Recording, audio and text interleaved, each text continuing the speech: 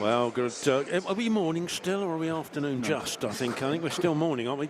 We're on the cusp, so let's say good afternoon and welcome to the Den as the Addicts take on our closest neighbours, Millwall, for bragging rights. Although you can't call them that because I can't remember the last time we had any of those. Take on Millwall at the Den, which the very sound of it gives a sense of foreboding. But alongside me, Greg Subley, you'll hear from very shortly. But further to his right is Mr. Steve Brown. Steve, welcome to this part of the world. Yeah, well, welcome indeed. Yeah, it's been all right, actually. I was expecting to. Well, you know what it's like when you come here. I didn't wear my Charlton coat. Thought that was unwise, but you have gone full. I'm fully You've festooned. gone full Charlton, which fully I love to see. Love to see. We're never going to be any different, my friend. Now, the good thing, you know, and I will say this before we get anything done, I've never, ever, and I should touch wood at this point, ever had any grief coming in, ever. And that's the truth, but even in the old Coblo Lane, right? Never. I'll tell you, I might have told this story before, so if I have, forgive me, but when I joined Charlton at 16, I went to the old Den to watch the first team in that corner with the barbed wire, you know, little triangle in the corner with the barbed wire. I'll remember it well. Yeah, with the and as a 16-year-old, I had no idea. Like from Brighton, didn't have zero idea about the rivalry, didn't know anything about Millwall, the fans or nothing. And it was a Tuesday night. And I left here as a 60-year-old in my Charlton tracksuit on a Tuesday night, walking up. I think they beat us 2-0, I think. Well, of course. Right, yeah. No, I mean, that's late 80s, right? And I left in the late 80s and I walked to the station from here. You know, so I don't know where I went, but I went under a bridge somewhere and blah blah. And Zampa Fields. Yeah, but nothing. You know, and I so the point was, I agree. I've been in numerous occasions, and obviously it's different for me ever so slightly. But on that occasion, I walked home. No one would have had a clue I was, and I was in full Charlton tracksuit as a kid. Yeah. No idea what I was doing. Do you know what I mean? I look back now and think you were a lucky boy. He was a lucky boy. You were a nutter. Yeah. yeah. That's probably what it was. How brave is that? Better leave him alone. He's clearly deranged. Yeah. Leave him alone, yeah. We might catch something. Well, listen, you're all very welcome to this Charlton TV production of the fixture that I think most Charlton fans would have looked forward to. The two fixtures, I should say.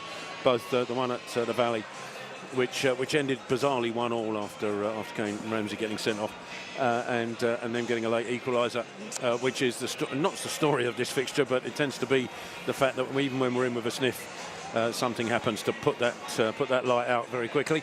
But even despite the record, despite everything, I think this is still the fixture most Charlton fans were looking forward to. Yeah, well, I do. My days are long gone, and it's the one that popped up and you look straight away, don't you? So, yeah, I think we'll fill that end no problem at all, and there'll be an electric atmosphere in here, so that will tell its own story.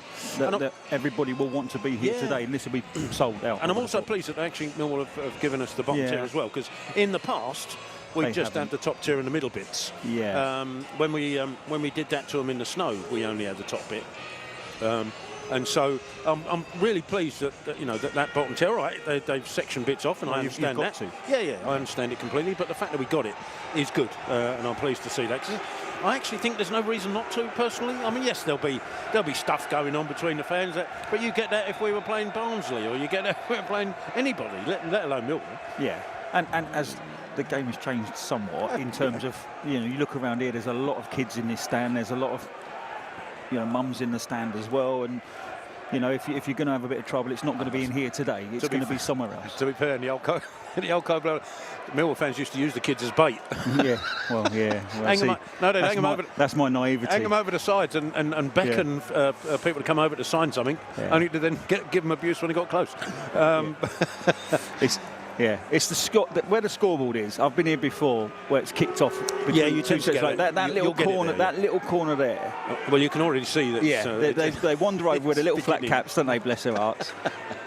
I'm just so pleased to be here, because it means we are where we are. Do you know what I mean? And I said the same thing about Chelsea in the Cup. It's just an indication that we have grown as a club. The fact that we're here at all. And so long may that continue, and hopefully we can start turning things around in that respect. John, what did you say? And hopefully we'll have the other one come down. Well, do you know that happens? Although I've heard a few conversations in here today saying about swapping places, which is entirely possible, of course. We'll see how that pans out. Yeah. But look, before we get into the real nitty-gritty of the stuff and talking about the game and what's happened in the last couple of weeks, obviously Charlton made a signing in the week, and Luke Chambers joined Charlton till the end of the season from Liverpool on the left side. Let's hear what Luke Chambers had to say as he arrived. Yeah, I'm over the moon. I know how much the fans are passionate about the club. Having spoke to the manager and his ambitions, it was a no-brainer for me. Having played here last year in League One against them, I know how good the Valley is and the style of play they play. So, yeah, I can't wait to get going. Fans can expect me to be passionate, brave, strong on the ball, a lot of crosses, and hopefully a lot of goals and assists coming that way as well. Obviously, I'd known Charlie from Wigan, so yeah, it helps you settle in. Just gets that settling in a lot easier, and he obviously was a great guy in the Wigan dressing room as well, so yeah, it'll be nice to see his face again. The pitches are lovely, the staff's really good as well, so yeah, I've been made really welcome. So yeah, can't wait to get started. Obviously, we've got a big game Saturday, so looking forward to that. Get playing in front of the fans and show them what I've got. Win as many games as possible, get as many points, hopefully a few goals and assists on the way. And yeah, just have a good time and enjoy my football. So there we are, that was Luke Chambers on his arrival at the Valley, and he not breaking any trade secrets. He will be starting today. So, Brownie, the arrival of Luke Chambers, obviously a boy with promise, a boy with certainly talent. Played at some decent games for Liverpool before going out on loan at Wigan, and he impressed there. Of course, he picked up the injury, and is that the only concern about long-term fitness, etc., etc.? Although they said he had to complete some markers before the signing took place, so obviously everybody's hoping that those are all behind him.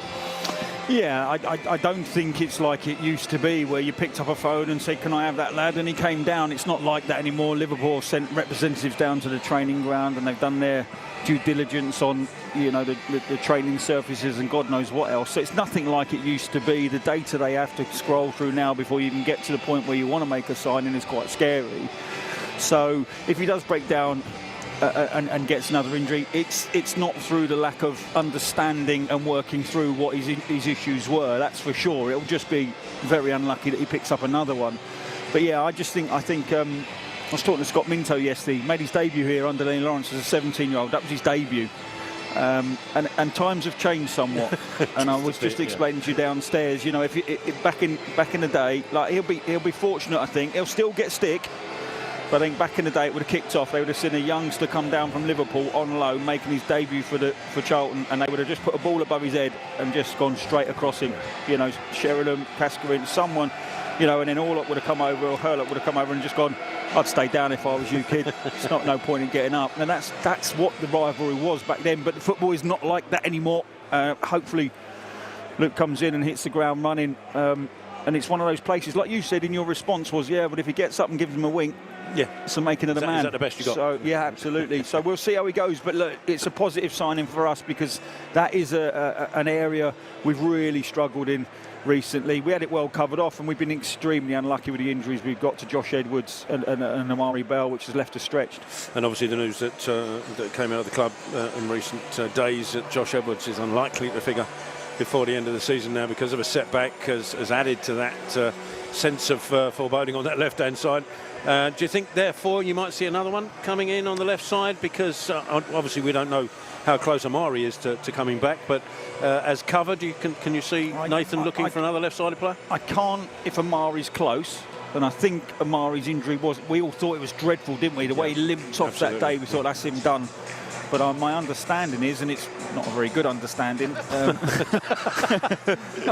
can't say I've got cameras or microphones hidden in the training ground. But I certainly think he's not as bad. The injury's not as bad as it was, and they're hoping he'll be back sooner rather than later. So with that in mind, I don't think they'll strengthen that position again. Yeah. Obviously, we have got a few weeks left of the transfer window, so it'll be interesting to see what further moves we make in that regard. But I mean, in the fixture itself, obviously a lot of people, including myself, will hark back to that day in the snow in December '92 because that's how long ago it was. 95, sorry. That's how long ago it was since we enjoyed success here. We've had a few draws here and there, spattered around, but mostly it's been fairly negative. And I was having a discussion the other day, actually, and I don't know whether it makes it better or not, but it means when a victory does come around, it makes it all that much more sweeter. Well, and our bad run's not there to be made into good runs. You know, that's the beauty of history. We're having a real... Not against Millwall, generally speaking, no. No, but at some point, I mean, we were saying off air, I didn't get that many opportunities to actually play against Millwall because we just weren't in the same league back then. There was a vast gulf between the two sides. But what I would say is there is an opportunity for a squad at this football club in the current era to grab this fixture by the scruff of the neck and go on a bit of a run ourselves. And that's what you hope. You hope that you can turn a real rough set of results into a really good set. And, well, it'd be nice if it started today. I mean, when you played, you've always said before there are certain places you go to, certain teams you come up against that always seem to be the bogey side or something. Did you ever come up against it, other than Millwall? Yeah, I had two. I had two in my career. And I never beat them as a Charlton player, and went to Reading and beat them twice in very quick succession. And that was Sheffield United. Okay. We struggled particularly away. Never went away and beat Sheffield United. And Burnley. Never went to Burnley and won. Like, really struggled. Went there with Reading, beat Sheffield 3-1. I'm struggling to understand beating Burnley as well, to be fair. Yeah, listen, I went to Sheffield United, beat them 3-1 with Reading, and went to Burnley and beat them 5-2. It was bizarre. So when you're coming into a fixture like that, and you've got that, does that play on you? Does it hang around, or is that just something you look back on afterwards and think, oh goodness me? You hear the noise. Yeah. You do, because people, can't wait to tell you if you're, it's a bogey side, but you still believe you're going to win. You still do your setup, you still do your preparation, and you just, I tell you what's more important is how you're playing and where you are as a team. Like if you come into any fixture and you're lacking confidence and you're low morale, you do tend to look at the fixtures and go, where's the next win coming from? Whereas if you're winning, you're high in confidence, morale's good, it doesn't matter who the opposition are. You just think you're going to go out and steamroller them.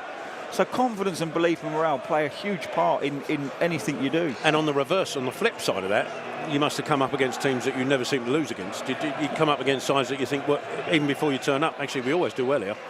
Yeah, I think we had a relatively good London derby run when I was playing as well. I think QPR is one where I don't remember losing too many times to QPR. Okay. I don't remember losing too many times to Portsmouth. But do you know what, Tel? You're asking the wrong bloke, because... Well, that's not a thing to admit now. No, it's like I didn't...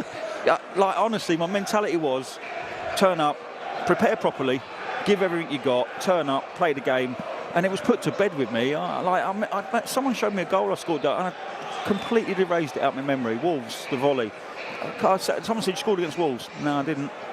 So you're asking the wrong guy to a degree, but yeah, Portsmouth was a good place, I think, and QPR I don't remember losing too many times to them. But yeah, I'm beyond looking at the league table, I'm struggling to actually remember. But I oddly remember the ones I couldn't win, and that was Sheffield and Burnley. So myself and Greg Stubble will be talking to ourselves for the rest of the afternoon as Brandon goes downstairs for a pint. Well, searches for teams that we did well against.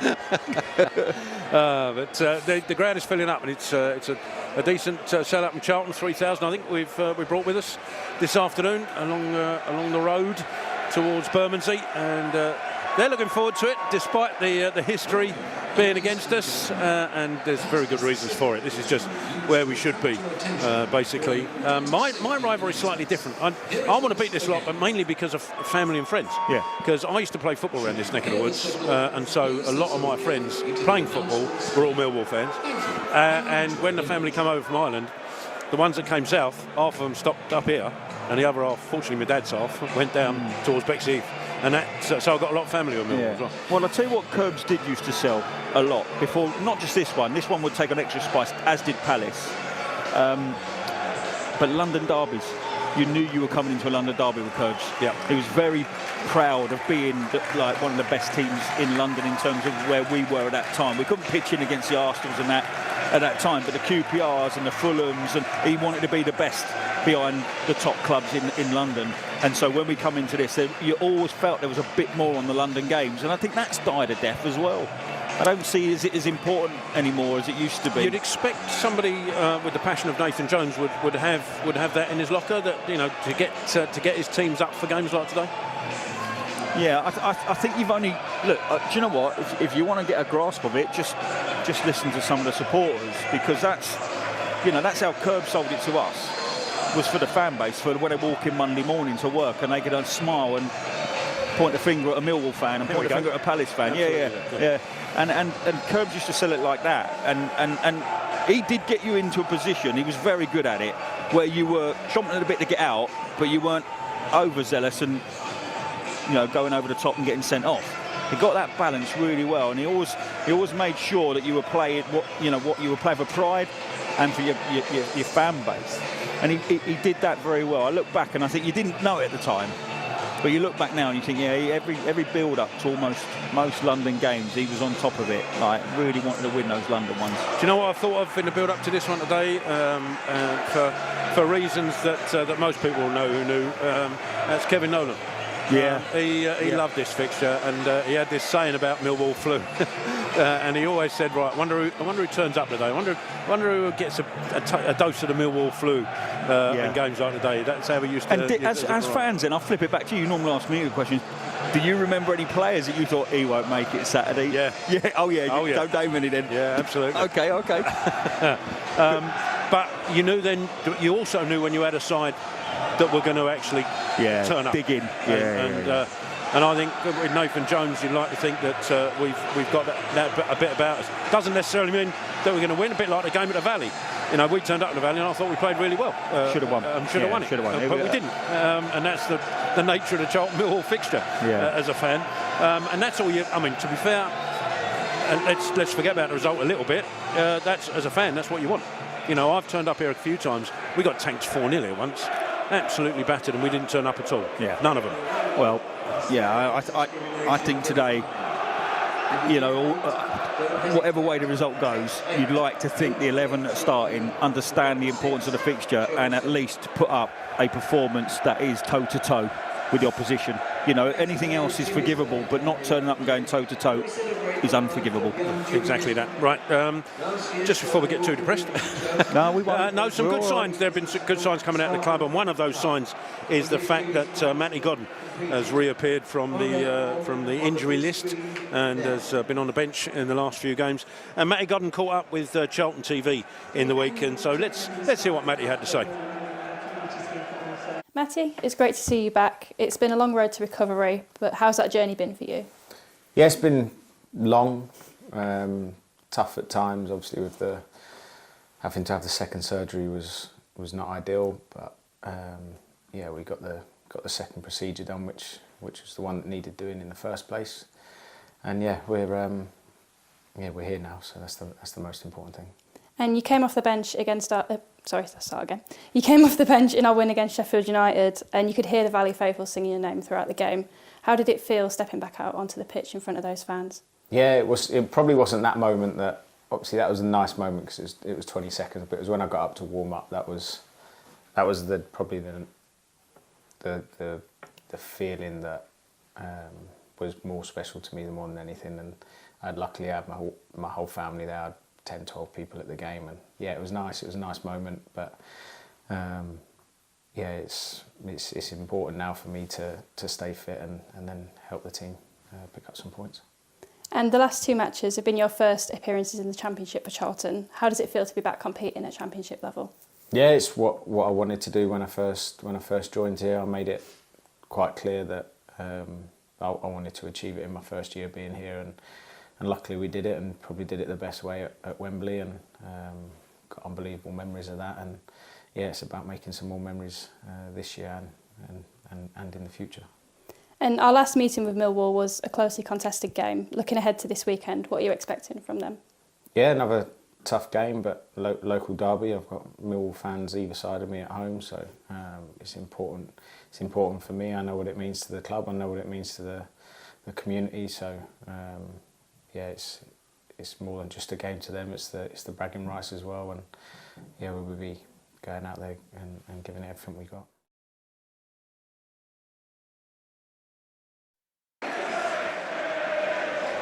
So there we are. That was Matty Godden talking to Charlton TV earlier in the week. And Brownie, good to see Matty back. I mean, must give the whole squad a lift when you consider the season he's had up to this point.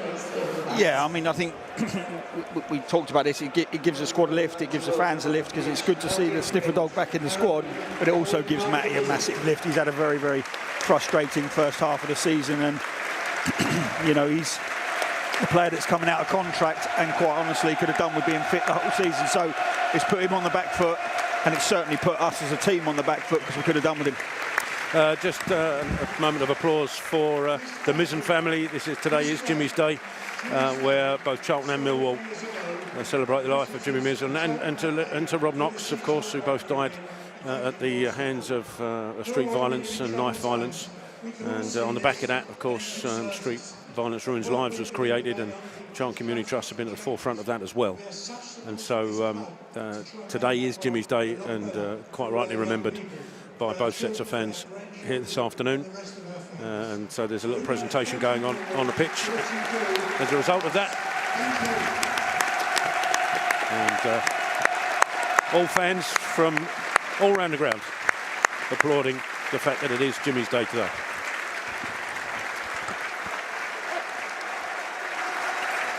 Yeah, listen, you put rivalries aside. 100%. When you're talking about crime and fatalities, we're all as one in this stadium when it comes to that sort of issue. But once, make no mistake, once the whistle blows, you're fully on it. But yeah, that's a nice moment of reflection. And it's something that happens at both games with the Jimmy Mizzen family, the Mizzen family and the Knox family, because the two incidents happen quite close together, relatively close together. And so a blow for both sets of families, of course, but both sets of clubs who the two boys were close to, Millwall and Charlton. So nice to continue to remember those boys. Back to today, and we've just heard, as I said, from as you've heard from Matty Godden. Good to have him back, and I'm sure everybody knows the squad now and the side now that will take the field this afternoon against Millwall. And changes for both sides, actually. I was a little surprised to see Ivanovic not starting for Millwall. In terms of the Charlton side, Therese Campbell partnering Lyndon Dykes up front. That's the first time I think that we've seen that since Lyndon Dykes has arrived. So that might be something that oppositions won't be aware of, and maybe gives a. I'm grasping for edges here. I know. Look, and it might well be. It's one of those decisions that you roll in a dice, aren't you? Yeah. Because it will get frowned upon if it doesn't work, but if it works, you're a managerial genius. And you can look down at that team selection and team formation and go, I don't know why he's done that. I don't know why he's done that. But he is in charge of this team, and he does have to, stay in control of what he thinks is the best 11 to go and get him a result. Once you start listening to outside noise, you're not doing your job properly. So whatever he feels, Nathan Jones that is the best 11 to unlock Millwall. And it might be that he just wants a genuine bit of pace up top to scare the life out of their backline, which I have to say I've seen a couple of times this season isn't the most mobile, but that doesn't necessarily equate to pace beats it. I've been in plenty of a backline that's had more pace up top than we've had in our backline, and it's been okay. You just read the game slightly quicker than they do. But like I said, it's look, Terry, you can have your opinion like we all do, but ultimately you'll be judged on that selection in 90 minutes time, and we'll see if it works. But what I would say is, if you're a genuine striker, you've probably got a little bit of a frown after the team was named. That's what I will say. If it's like playing a right back centre half in front of me, I'd be like, okay, I'm not even getting in front of a right back now. So you've got that to contend with, but that's why we're sat here and he's down there earning his dollar. Coming into this game, obviously Millwall in the top six. They're fifth currently in the table. Charlton obviously 18th.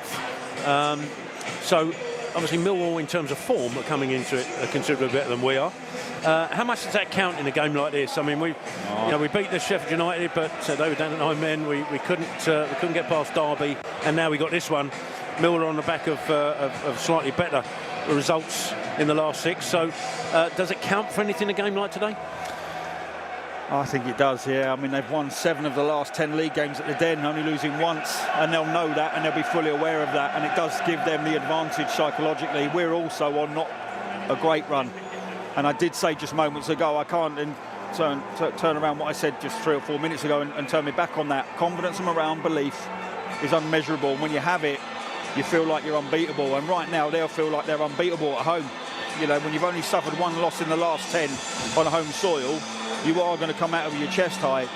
You're also coming into this with a little bit of pride. You've got the home advantage in a derby that you have controlled by and large for the last 25, 30 years. So they're going to be full of it. And it is down to us, Charlton Athletic, to stand up strong. Like I said, go toe-to-toe physically and cause what would be an underdog victory. We are underdogs here today. No 2 ways about it. Doesn't mean we're not in the fight. We're certainly in the fight. But we've got to step up to the plate. Well, we're moments away from the teams coming out now, lining up in the tunnel as we speak, and very soon they'll enter the pitch, and we'll read out the 2 sides as they cross the halfway line. But this is the 78th edition of this particular competitive fixture. Charlton have won 12, we've drawn 28, Millwall have won 37. That just gives you a bit of a backdrop as to what this fixture normally holds for the Addicts. But can we repeat the feat of 95? That is the big question. Can we set aside history and do something? Talking of the that will team, end up being a little spectacular. Talking of the team of 95, I have got Mike Aman texting as I go. He's got up nice and early for this one. He remembers his time here. Oh, I bet he does. I've just sent him a picture of the away stand and he said, nice to see. And that is full. The two sides are now out on the pitch, and as they do, I'll read you out them. Starting with our hosts, Millwall. In goal for them, number 15, Max Croker. 4, Tristan Karama. 5, the captain, Jake Cooper. 6, Caleb Taylor. 8, Billy Mitchell. 10, Camille Negley. 11, Femi Aziz. 14, Alfie Doughty. 17, Macaulay Langstaff. 19, Josh Coburn. And 24, Casper Denori. Subs for Millwall, George Evans, Danny McNamara, Zach Sturge, Mihailo Ivanovic, Ryan Leonard, Adamo Imaku, Blake Crundle, Rafi Glemty and Reece Bangura Williams. Your Charlton side will line up with in goal number 1, Thomas Kaminski. 2, Kane Ramsey. 3, Macaulay Gillespie. 5, the captain, Lloyd Jones. 7, Therese Campbell. 14, Sonny Carey. 18, Karoy Anderson. 19, Luke Chambers. 26, Joe Rankin Costello. 44, Harry Clark. And 99, Lyndon Dykes. Your subs for Charlton, Will Mannion, Connor Coventry, Luke Berry, Miles Leeburn, Charlie Kelman, Matty Godden, Rob Apter, Reece Burke and Ibrahim Fuller. Your referee for this afternoon is Gavin Ward, going to be assisted by Hugh Gilroy and David Harrison. And your fourth official is Alex Chilovich. Do you know what, Tel? You sometimes say to me, do you miss being involved? And the answer's invariably no. But this one does get me thinking. I'd love to be walking out that tunnel now. I'd love to be looking one of their players in the eye, particularly the centre forward. And I'd love coming out to that reception from the away fans. It does make the hair on the back of your neck stand up. And on days like this, I do miss it. Well, it's a full house near enough here at the Den. And it's Millwall tend to turn around and say they don't particularly care one way or the other about Charlton. Well, the pack stands around us will tell you different. Yeah. Play it down. And I know it's different. Play it down. Yeah, I know it's different. I've got family and friends. Trust me, they think this fixture's big. So as much as you play it down. Do you remember when I posed that question as a player, which one would you rather win? And it was different. And I said always Millwall. Yeah, no, not so fussed about Palace. I wanted to beat them. Don't get me wrong, because of the rivalry. But this is the one. As a player, I wanted to win. No, I'm the same as you, but mainly because most of my family, not most, a lot of family and friends are Millwall. So in terms of seeing people on a regular basis, I want to beat Millwall more because I see more Millwall people than I do Palace people. But in terms of utter dislike, then it would be Palace on top all day long. Yeah. Because you can't really utterly dislike a team that a lot of your family follow. Do you know what I mean? It's a little bit difficult. But wanting to beat them, that's another thing entirely. And now we get the moment to find out whether it's possible. As looks like Charlton are going to get us underway, defending the end to which the 3,000 or so Charlton fans are congregated. Sonny Carey currently over the ball.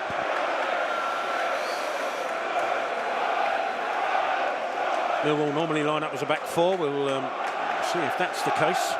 Alfie Doughty, of course, formerly of Charlton, operating as a left back. Wasn't sure whether it would be him or Norrie in front of him, but looks like it's going to be Doughty is left back. The referee Gavin Ward gets us underway. Not very popular with Millwall, it's Gavin Ward, as you might have found out if you could hear the reception he got. Charlton knocked the ball forward, defended away. In the middle, Anderson gets his first touch to Campbell. Campbell trying to send Dykes on his way, but just couldn't get there. But Anderson again, this time sending Chambers and Campbell away on the left-hand side. Campbell will get there and then just defend it away. Charlton will have a throw 12 yards or so away from the corner flag on the left-hand side. Good voice from Charlton fans away to our left. Chambers with a throw into Campbell, trying to return the favour, but it's defended away and cleared. And Gillespie with the challenge. Anderson comes away with the ball. Gillespie again on the left. Inside is Jones. Delighted to see him fit after the scare in midweek. Out to Ramsey. Sends it long, looking for Dykes, who's been pulled all over the place, but allowed to go on. And then Rankin Costello with the next header puts it out for a Millwall throw on their left-hand side.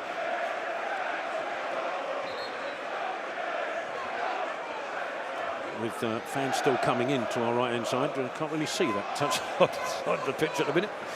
So you have to trust me that Millwall have taken the throw. Anderson with a good tackle, wins it back for Charlton. Dykes, lovely little touch. Oh, he just ran out of room. I was going to say it's a lovely touch into the path of Clark, but the ball had gone out of play. Throw taken quickly and the ball sent forward. Jones with a good header away. Anderson can't get to those. Picked up by Mitchell. Mitchell, ball out to the right-hand side. Aziz taking on Chambers. Aziz tries to go past Chambers, who gets a good foot in, but the cross still comes in. Jones with the header away, and Clark will complete the clearance. And Carey will try to pursue this. And, Cooper just overran the ball slightly, so he had to go backwards and ends up all the way back with Crocombe, who sends it forward. It's a good header away by Gillespie. Up to Campbell. Campbell. Little touch to Carey onto his right-hand side. Carey tries to get towards the edge of the box. Tackle comes in from Cooper. Carey loses possession into Crocombe. Millwall survived that little scare. It was good movement from Charlton initially. As Millwall bring it away on the right-hand side. Kramer bringing it all the way forward, trying to send Aziz in. Gillespie across, cuts it out comfortably, finds Chambers inside to Anderson. Under pressure, has to go back to Gillespie. He sends it forward, but straight to Kramer. But his touch goes straight to Anderson, who just got overexcited there. Just wanted to release the ball, release the tension, but he gives it straight.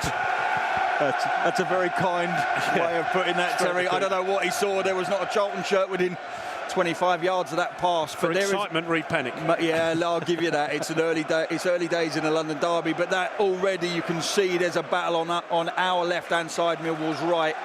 They are certainly looking to pull Clark out of position, and what they're doing is they're pushing Kramer, the right back, right inside channel, so that Clark comes forward, and that leaves Aziz on either on Gillespie 1v1 or free in the channel. So the right back spot's looking pivotal in these early stages in terms of who's going to occupy Kramer if he comes forward. I think we're going to have to drop probably Campbell in to protect our wing back. Long ball forward from Millwall. It's defended away by Jones. It's a throw in to Millwall, which Mitchell heads in field. It looked like a foul on Rankin Costello, and it's been given that way. Langstaff in on the challenge, who's actually come off second best. He's on his haunches at the minute, and now down actually onto his knees. Langstaff, so barged into the back of Rankin Costello, and he's come off worse. Yeah. Just into his side, I think, so he's probably struggling for breath. That feeling. It's one of those ones where, you know, you go in strong, and you've got to in these early stages. You are still fighting for physical dominance, and it will give at some point. Sometimes it takes a long time to get there, but we're toe-to-toe at the moment. It's been a good start from the away side. Kaminski from halfway inside the Charlton half on the right will take this free kick.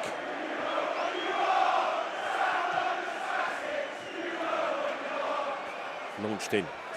Come off the head of Dykes, but he can't find Campbell. The outball from Millwall, though, goes straight out of play. Be a Charlton throw on the left.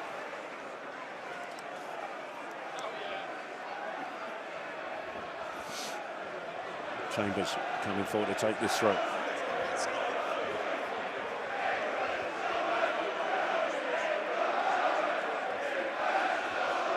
The referee had a quick chat before the throwing could take place with some players. I didn't see who. Chambers' throw is picked off by Aziz, who sends it long. But Kaminski, who stayed in that position where he took the free kick, is the first two to get to the ball. Inside to Jones. To his left-hand side is Gillespie.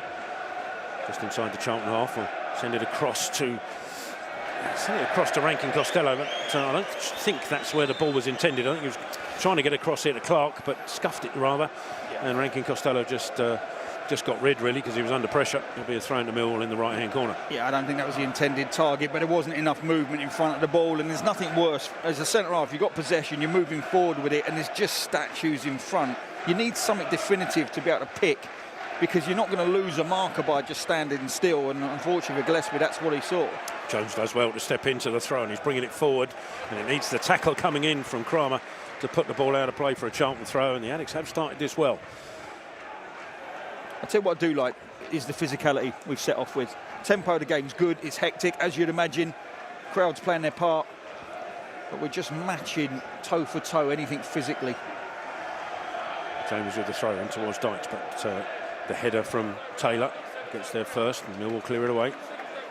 Jones with the challenge, but it's Coburn who came away with it initially, but good battling from Jones. Wins the second ball, but it's deflected back to Millwall. I think that answers why Ivanovic has probably been left out as well, because they're battering around Coburn up against Jones. They're going to be battling all day. The ball forward has dropped kindly to Negley. Out to the right-hand side, and Aziz with Kramer running ahead of him. Ball into the box, flicked on, and it needs a save from Kaminski, and he's touched it into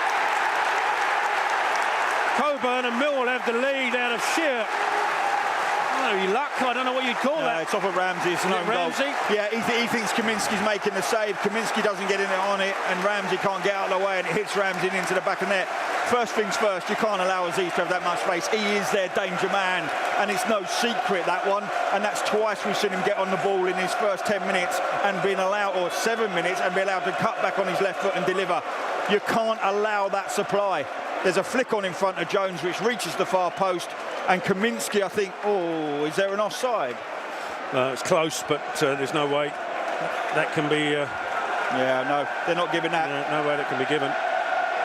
But yeah, I look, go back to Ramsey thinks Kaminski's getting a touch. No, it's off Ramsey. But listen, he thinks Kaminski's getting a touch on it, and he don't, and it hits Ramsey 1-0. Oh, it's actually Kaminski pushes it into Ramsey. Yeah. My apologies, he doesn't miss it. He actually pushes it into the two players. It might even come off the Millwall player, actually. Needs a replay to sort that out, though. So after 7 minutes, Millwall have the lead. They've got a free kick here on the left-hand side as well. After 7 minutes. It's off Ramsey. But it does need a replay to work it all out. But yeah, Kaminski just pushing it. He's trying to push it around the post, and he pushes it straight into the two players recovering. Pressurising on the back post, and it's a goal.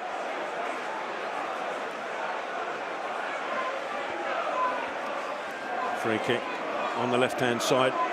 Doughty.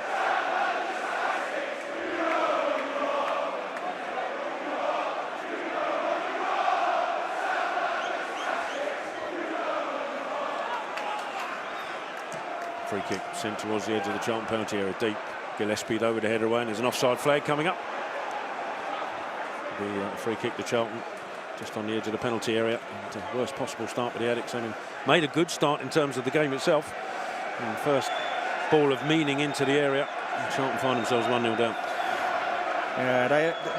Yeah, they allowed a cross earlier, but we dealt with it. Jones dealt with it. But Aziz is the one player out there that's got the ability to move the ball very, very quickly from right to left and deliver. And he's got a very good delivery. And he can switch from right flank to left flank as well. So it's interesting that they've chosen to push him up against the youngster making his debut for us. Oh, it's not interesting, it's obvious. Charlton ball across to the right, headed away by Negley. It'll be a Charlton throw, which Clark will take towards Dykes. Sort of pushed out the way a little bit. And Cooper's just connected with his own man now. Mitchell's gone down. Millwall have it. Lose it out to Jones. Ball forward. Dykes will try and get there, but a bit too straight. And into the arms of Crocombe on the edge of his area. He throws it out quickly to the right-hand side and Kramer. This ball forward. Cut out by Gillespie. So it went through his man to get there. Langstaff, it will be a free kick to Millwall, taken quickly. It's Langstaff in possession. Forced backwards by Anderson. Still Langstaff though, sends it forward to Aziz. Heavy touch, still has possession. Back inside to Mitchell. Cross to the left and Cooper. His ball forward. Negley to Doughty.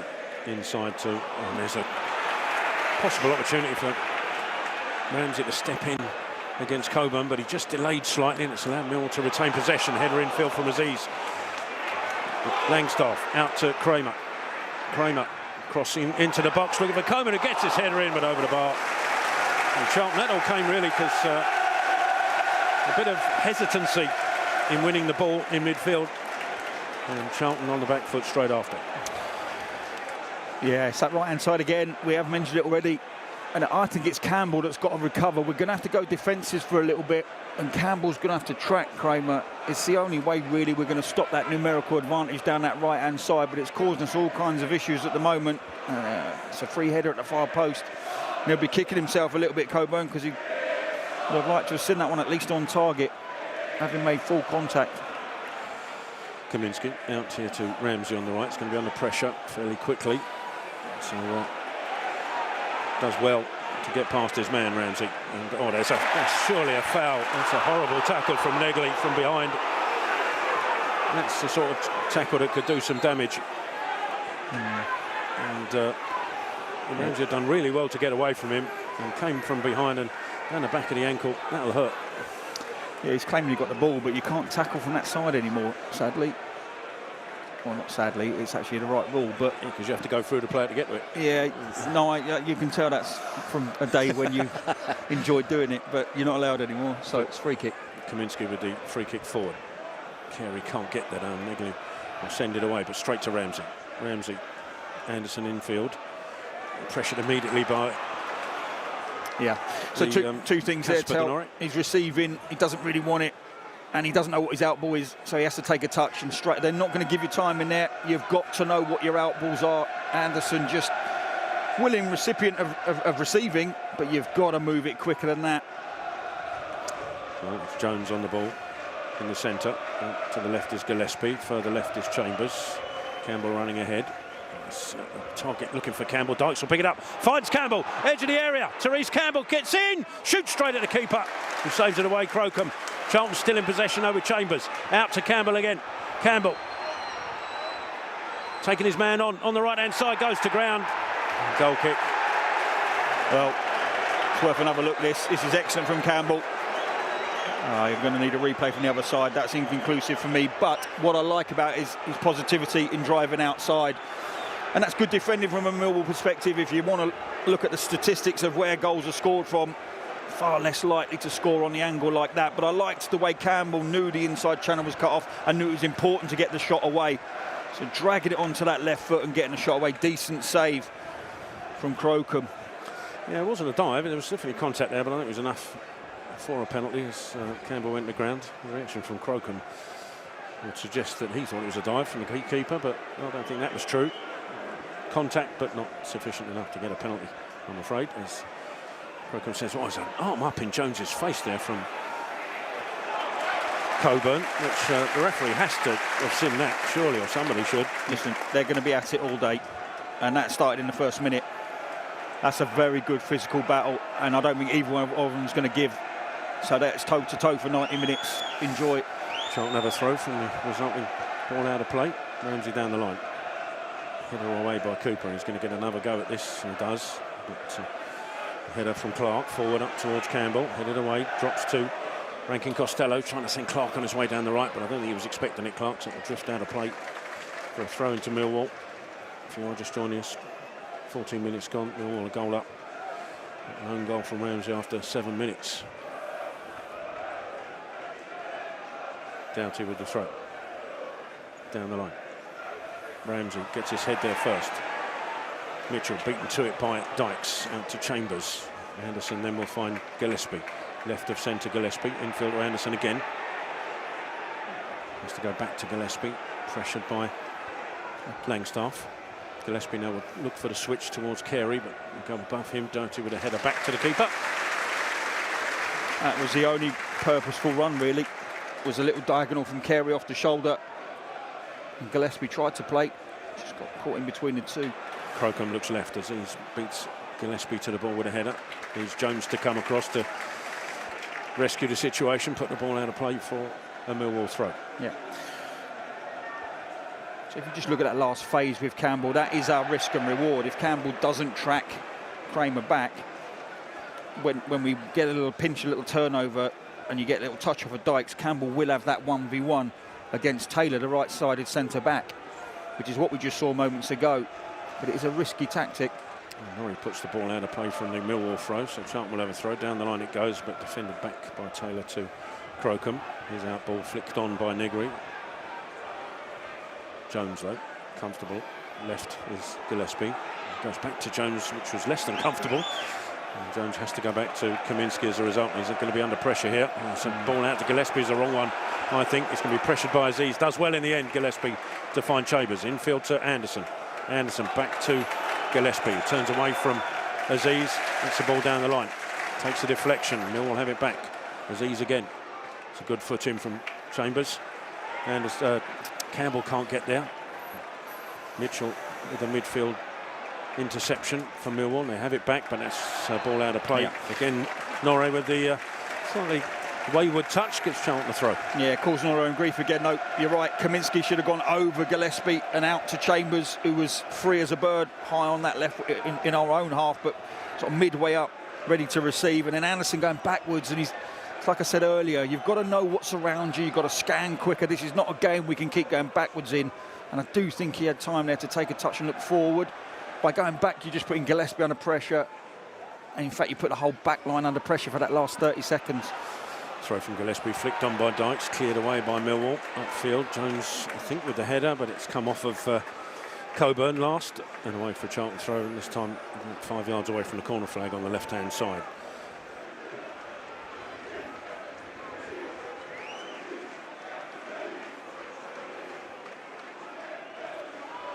Chambers comes close, gives the ball back to Gillespie, who sends it forward. Carey with the header on, Dykes looking for it, will get something on it. Can't drop to Carey as Taylor steps in. Ramsey does likewise and wins it back for Charlton. Oh, again, hesitancy. Chambers just held back because he was worried about disease, but Campbell does really well to win it back for Charlton. Therese Campbell, infield to Carey. Carey with Rankin Costello alongside him. Clark making move up on the right-hand side. And it's aimed at Clark, but it's sent a bit too far ahead of him. Doughty comes across and makes a challenge, but it will be a Charlton corner. Yeah, Campbell's up for this one today. Good strength again on that left-hand side. Wins the ball back for us, cuts inside. Decent pass to allow the switch of play. And it's Carey who eventually plays it from sort of centre mid out to this right-hand side. But good covering quickly from Doughty. But we get a little deflection for the corner. But excellent from Campbell, allowing the switch. So it's Chambers coming across to take this corner from the right-hand side with his left foot.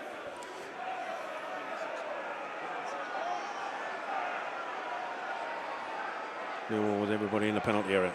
Anderson just back for Charlton as the corner comes in. Low one. Ramsey the first to react and then cleared away again. This time by Mitchell for another corner.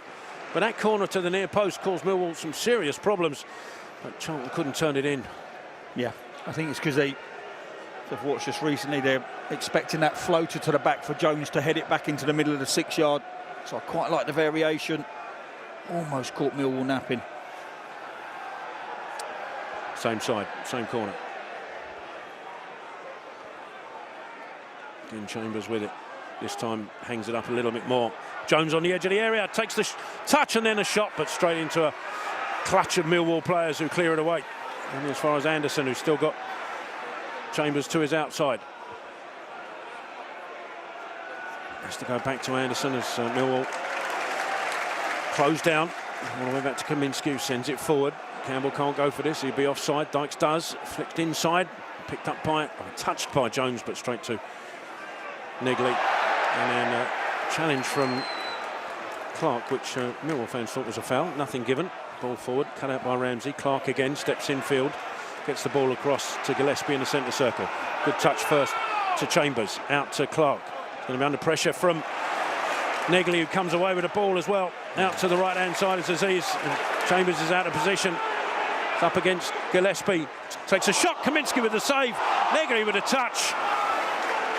And fortunately for Charlton, Rankin Costello with a clearance straight to Cooper. Out there to the left-hand side and Doughty. Doughty with a ball into the box. Ramsey with a header away, but it'll drop Millwall's way.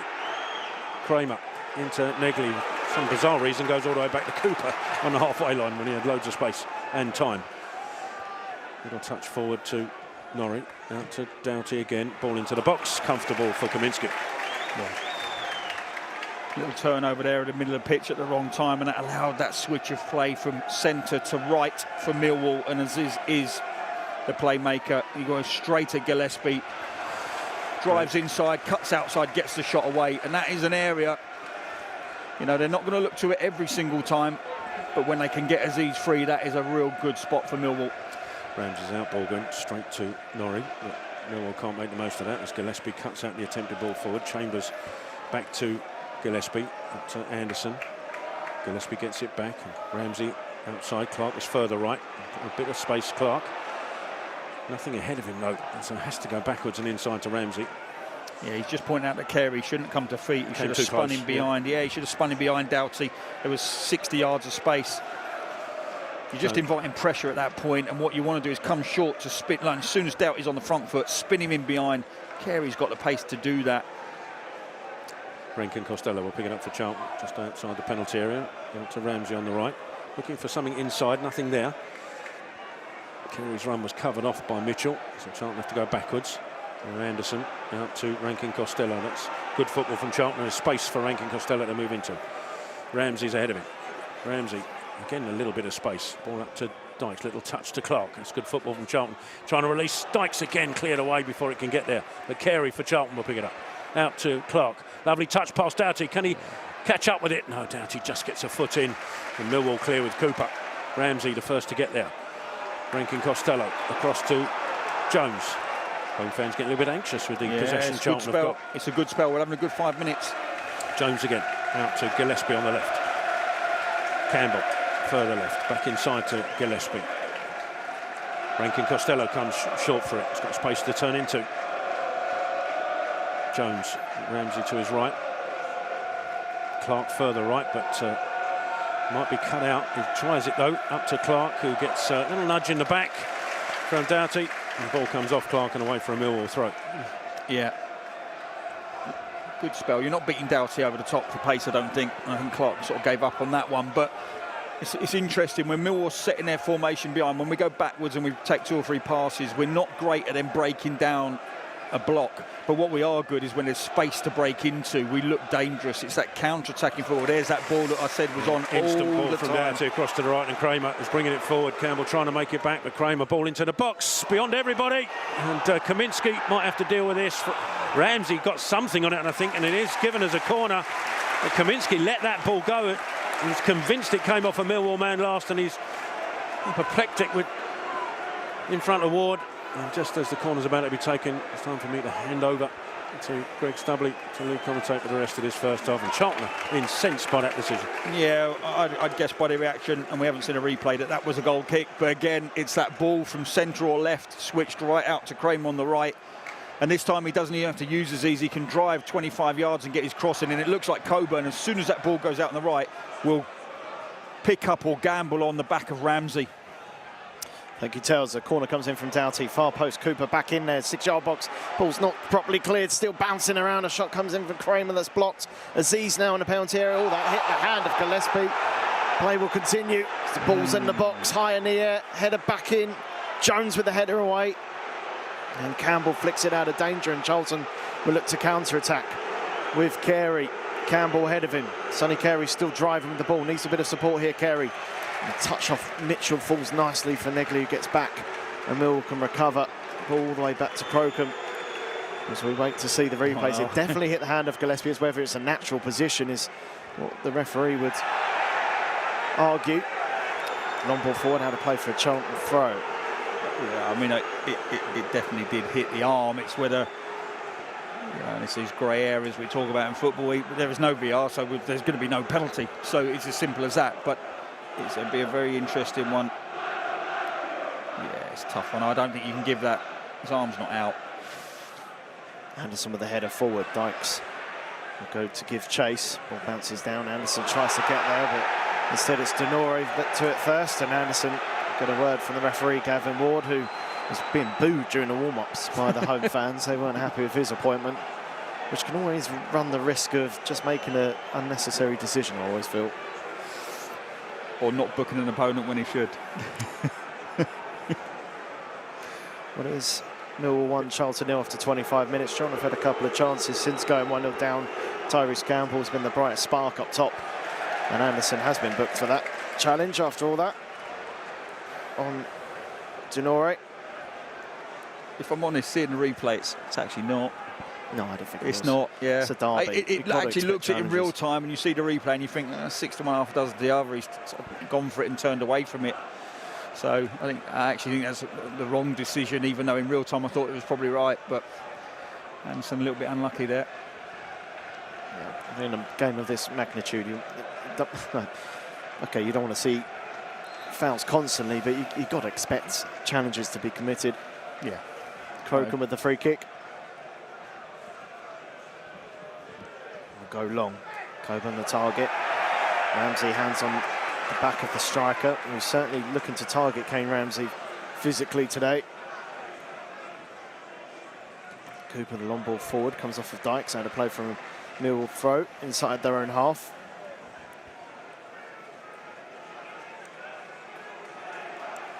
Doughty to take the throw.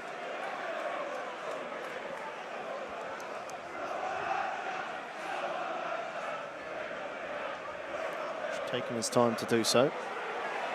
Now throws forward down the line. Coburn the target over his head. Jones gets something to it. Negley picks up the second ball and go on the attack. Gillespie for company. Negley still gets the ball in the box. Aziz is there. It's a glorious chance, which he fluffs, but it comes to Coburn on the right-hand side. Coburn inside to Kramer. Ball over the top. Kaminski calls for it, but Ramsey heads it away. An indecision from the Charlton defence nearly costed him a second. Yeah, they've got us rattled, haven't they, as a back line. That goal's knocked the confidence a little bit out of them, but Aziz should make contact to that and should at least hit the target.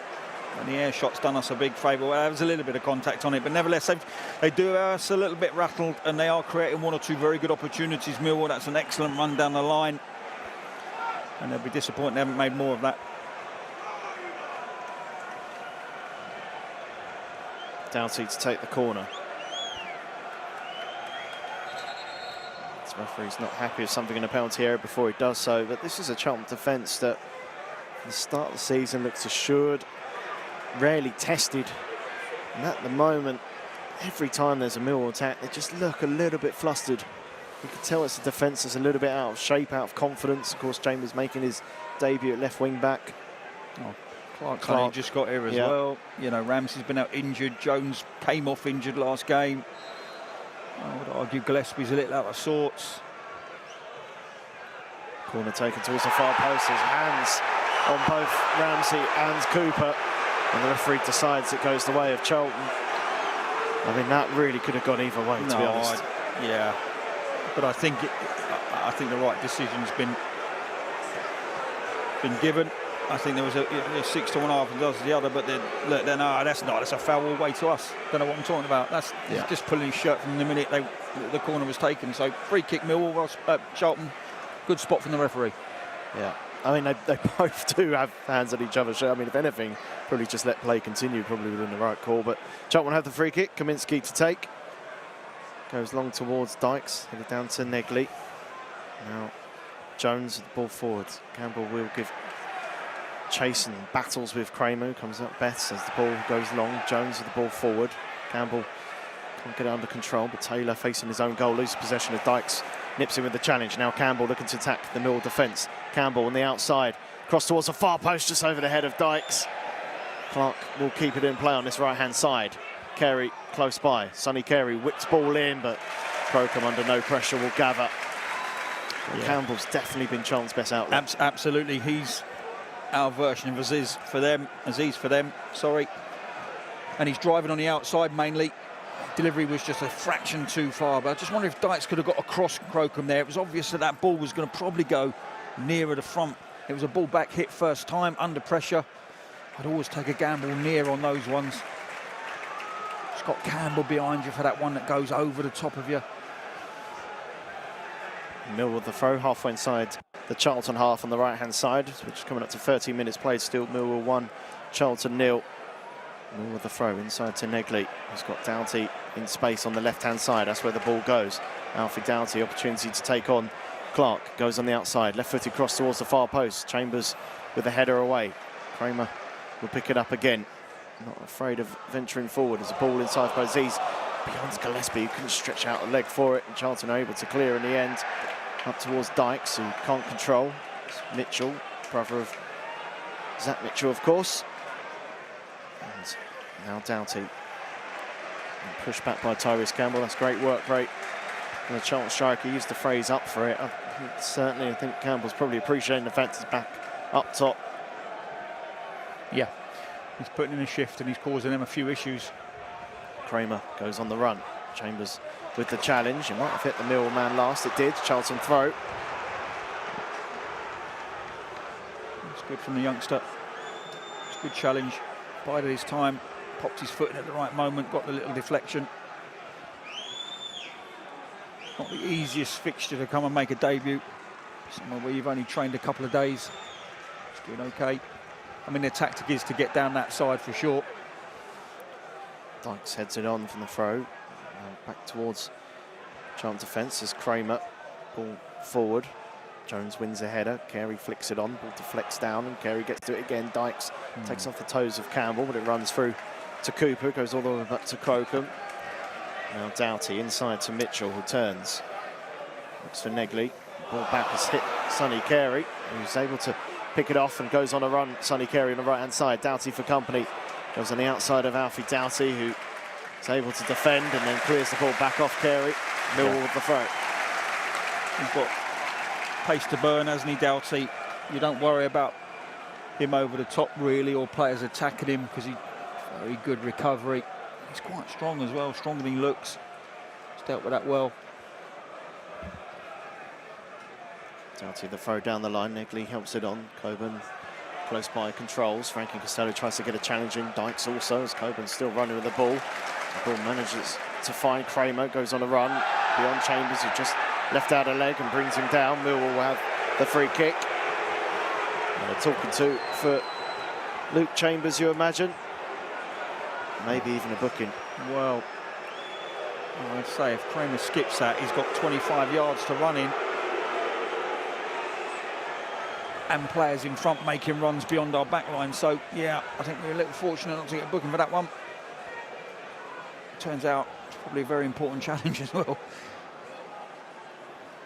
Yeah, Kramer, who, when they signed him, Millwall was more of a centre-half, but he's drifted as a right-back, and he's been one of their most important players this season, and it's a free kick taken towards that man, Kramer. He's unable to keep it in. Charlton goal kick. He had loan spells, Exeter and Bristol Rovers. Yeah, I mean, he's built like a centre-half, isn't he, for sure. And it gives you that added addition, you know, if you've got someone, if you've got a couple of centre-halves who can deal with set pieces and your right-back can, and you know, it's just an added bonus when your right-back is one of your main markers. Chambers the ball forward to Campbell. That's a good ball to find Carey. Out to the right-hand side is Clark.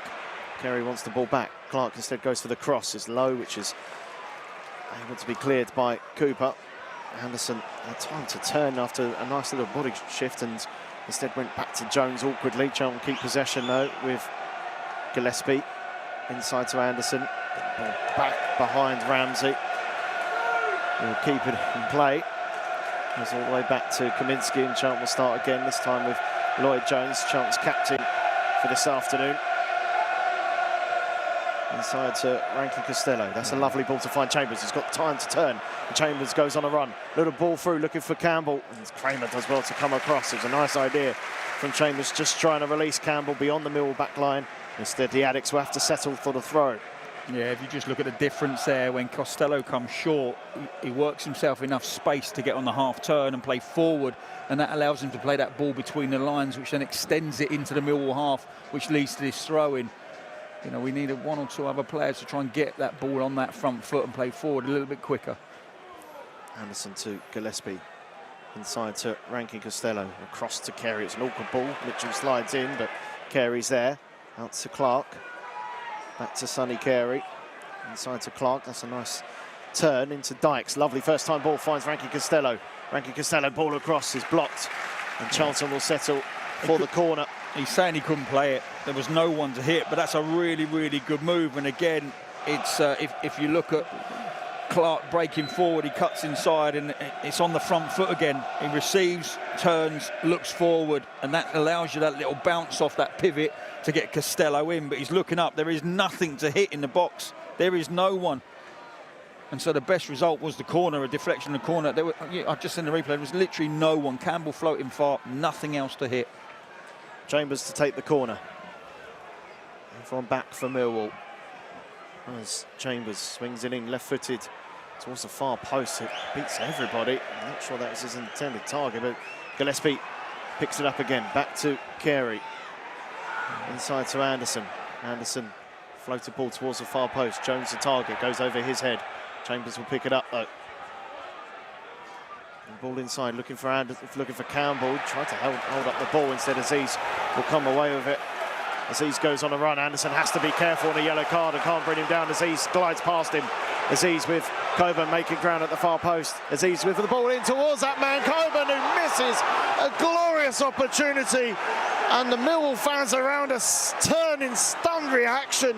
How on earth? Coburn with from 5 yards out has somehow missed. And Charlton have a huge let-off.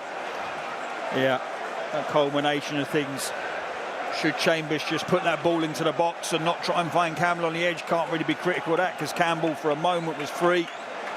Anderson on a booking can't make the challenge. If you can't make the challenge, just drop, protect space. Once Aziz gets round you, then it's a case of can you defend the box. It's a wicked ball from Aziz, beats everyone. Kaminski can't come, centre halves don't want to touch it, and Coburn in truth should have put Millwall 2 up. It's a huge let-off. As Millwall have possession after Rankin Costello tried to find a through ball, and there's mutterings around the den here because I think everyone just cannot believe how Millwall not 2-0 up, but they're on the attack here again of the hosts as Kramer. To the right is Aziz. They've got players in the box. Aziz with the cross. Jones heads it up in the air. Ball will come down to Clark. We'll clear it away. Yeah, but it's another free cross for Aziz, isn't it? Just checks, it goes on. It's such a basic move. Drive to the right. As soon as the defender transfers his weight onto his left shoulder, he cuts back on his left, and you can't get near him. He delivers, and he doesn't hang about. And I love that from a wide player, because you can make your runs off it in the centre of the box. You know, as soon as he cuts back on the left, it's coming in. No messing. Millwall lining up for the long throw. Doughty across. So we play 37.5 minutes. Still Millwall 1, Charlton 0. Doughty towards the near post, headed down by Dykes, comes back to Doughty, left-footed cross, deflects off Carey, which falls nicely for Kaminski to gather. Kaminski looks to roll it out quickly and does so to Chambers, and Chambers has got space here to drift forward for Charlton. Not a lot ahead of him though, Chambers, so goes inside to Rankin Costello, just had to stall to receive Rankin Costello, but neat turn and he's on a run still. To go on the left-hand side, just lost his footing. He'll give the ball straight back to Charlton though. Here's Campbell on the left-hand side, taking on Denore. Campbell on the outside, goes beyond him. Still with it, Tyrese Campbell on a penalty, and he's been dumped on the floor. Charlton won a penalty. That time again, the referee says no.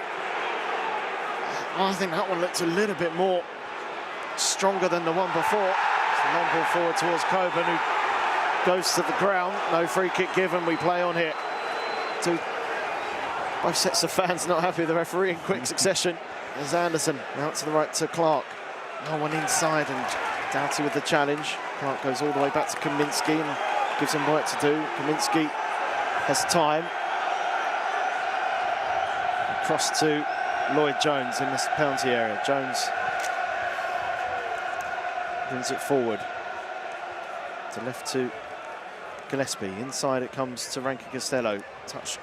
Takes it past Kramer for the time being, and the ball forward's a decent looking one. Can Dykes get there? No. Pro comes first to it. Ball forward. Jones with the header away. Mitchell likewise for Millwall. Rankin Costello jumps up in the air, but the ball deflects down, and Denore to find Kramer. Kramer held up by Gillespie. Lays it off for Aziz. Aziz with the ball forward, looking for Coburn, and this time Ramsey does well to hold him off. And Kaminski gathers, rolls it out straight away to Anderson. Out to the right comes to Carey. Back inside to Harry Clark. That's Kaminski. Asking for Rankin Costello to come short for it. I know, but look at their press. So he can't do anything other than go back, and I just think you're inviting a little bit of pressure here. Jones for Charlton looking for options. Goes to left to Gillespie. Gillespie doesn't want to go inside and runs out of room. Millwall with the throw. Just decision making again at the Charlton back line. I don't know why. Like if you look up, and Kaminski's decision to go, because he has no choice other than go back. That brings Millwall another 10 yards on. The minute you go back to Jones, Millwall step onto you. Right, we're not, as I've identified, or we've identified, we're not brilliant at then going forward because the movement isn't brilliant in front of the ball. So you get trapped in your defensive third, you know. And that's what I'm saying about midfielders when they receive. Sometimes they've got to play that first time ball around the corner into Dykes' feet, and we just don't see that at all from this team. Campbell slides in for the challenge. Ball comes out to Aziz on that left-hand side. His opportunity to take on Anderson. No Charlton player giving Anderson any support, and Aziz can turn. Ball in the box. Jones with a slightly wayward header. Overhead kick attempt has been blocked. Now Cooper runs out of room. Charlton goal kick, but the fact Aziz was just allowed so much time against Anderson one-on-one, who is on a yellow card. Charlton need to get a grip defensively. Yeah, well, and they've got to learn the art of defending as well, because you just don't allow him back on his left foot, or you double up on the inside channel. It's quite a simple thing to stop. You know, if you look at Tyrese Campbell, he's been driven onto his outside, onto his left foot on almost every occasion. They just will not allow him to come in on that right. Aziz, he can do what he wants. Just touch to the right, cut back on his left, delivered. He's just delivered about 7 balls into the centre of our 6-yard box. Down to the header forward from Kaminski's goal kick. Ramsey forward likewise. Doughty back towards the Charlton defence. Jones this time with a wayward clearance, then stumbles, gets back to his feet and clears forward. Negley forwards. Claims of handball. That came off Gillespie's chest, and that's had a play by Cooper. Charlton with a throw. And what's been a action-packed first half, has to be said. Charlton have had chances themselves, but no question Millwall have had the better of it. As Ramsey, the throw forward. That comes to Kane Ramsey, heads it out of play. I think it's going to be one of those games where statistics are probably going to be a bit misleading, because Coburn's shot doesn't even count as a shot on target, and yet it should have made it 2-0. It's a miss from 5 yards, and you can't explain how he's put that wide. And our only shot on target was from the angle that should have been saved because of the angle it come from. So yeah, look, they've been the better side. They've got their lead. It was a bit fortunate how they got their lead, if I'm honest. But they have been the team. They're the home side. They're in form, particularly here at the Den, and they have been on top in this one. And Chambers just receiving a body check from Kramer. And a play, it goes for a Charlton throw. It's a difficult game for Chambers to make your debut. Yeah, really is. From an attacking point of view, for sure, he's looked a bit more bright for Charlton in possession. Ball forward, Dykes heads it on. And a forward by Cooper, then by Anderson. Rankin Costello gets something to it, but not a lot. And Millwall gather possession. Doughty down to Mitchell. It's going to be forced back by Carey. Mitchell trying to work a little bit of space, goes back to Doughty. Long ball forward. Coburn the target. And they're wrestling each other. Both Coburn and Ramsey. That looked like it could be a foul, and it is given. That is the right decision for sure. But you know when you hear me saying commentary about picking on somebody in the opposition defence that you think you can get on top of, Coburn's doing that with Ramsey. Every single moment he's got, every chance he's got, if the ball's coming in from their right-hand side, he's on the back post with Ramsey. Anything deep, he's set in front of Ramsey. He fancies himself up against him. That could have gone either way. That I thought there was a bit of a toe-to-toe before it got to the point. Eventually, it was a free kick to Ramsey. But they are just grappling each other before the ball even arrives. It's a good battle. Ball forward. Dykes are judged to have fouled Cooper this time. Millwall free kick. But yeah, I completely agree. It's something you don't see Charlton strikers doing enough, is peeling off on what they would consider the weaker defender. We saw that a few weeks ago where we were knocking it long and we were targeting a 6'6" centre-half rather than going wide. They've identified that right-hand spot as a place they can get down, and they're quite able to go 2 for 2 behind with Mitchell just sitting in front. And what happens is if there's a turnover, Mitchell just drops in behind. They stay 2 for 2 and Mitchell drops in behind as a sweeper, so they've got their little numerical advantage again. So they've got 1 or 2 things they're doing tactically that are paying dividends for them. But Coburn certainly is, I mean, he's with him now. They're pulling each other's shirts off the ball now. 1 added minute at the end of this first half, and Charlton win the ball back through Carey. Inside to Dykes, who's got no one around him. Lyndon Dykes has come back in the right back spot for Charlton. Has to go all the way back to Kaminski. He's done well to retain possession at least. And Kaminski with a risky ball out to Jones, who did superbly well to find Gillespie in space. Gillespie forward to Campbell, gives it back to Gillespie. First time looking for the run of Rankin Costello. Not enough on that pass, and instead Millwall will look to counter hit with Mitchell. He couldn't see Aziz, but he was free as a bird. I think the linesman was in his... It's weird because he was free, and I don't know why he's turned away from that. Mitchell does turn a wayward ball, which Chambers picks off. Nice little header, finds Campbell. Can Charlton create an attack just before half-time? Campbell will go on a run here. Chambers on the overlap. Tyrese Campbell goes inside. Didn't know that Chambers was in space to his left. About 10 seconds left here the end of the first half. Ramsey out to the right to Clark. Clark shaped across, cuts back inside, finds Ramsey. Ramsey looking for a run. Carey with it. Carey on the outside. Can he keep it in? He whips it across, and Knaroben Good move. claims it in the end. Good move. That's come from deep in our own half. Jones receiving off Kaminski, playing forward to Chambers, and it's ended with a cross, ferocious cross that's been taken well from Crocombe. Well, that concludes the end of the first half here at the Den. Millwall 1, Charlton 0. Own goal from Kane Ramsey after Femi Aziz's whipped cross was saved by Kaminski into the path of Ramsey. Couldn't do anything about the deflection into his own net to give Millwall the lead after 7.5 minutes. And Millwall really should have made it too. Josh Coburn with a glorious chance of 5 yards out. Actually blazed wide after good work from Aziz. Charlton's best chance came through Tyrese Campbell, cutting inside onto his right foot, forcing it, or left foot should I say, forcing a save from Crocombe. It's near post, but apart from that, Brownie, it's...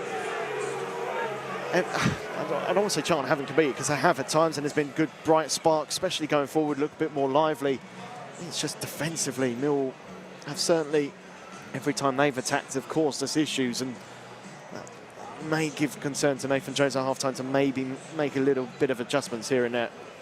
Yeah, we'll see. I mean, it depends what he's seen in that first 45 minutes, because what we see isn't necessarily what he sees. He works all week on things and concentrate on other things, whereas we just act on what we see right in front of us today. But yeah, they look more threatening when they get in their final third. We've had moments, and some good moments, but if you think about end products, if you just think about end products and take everything else out of the equation, Coburn's missed from 5 yards with a shot that he should score.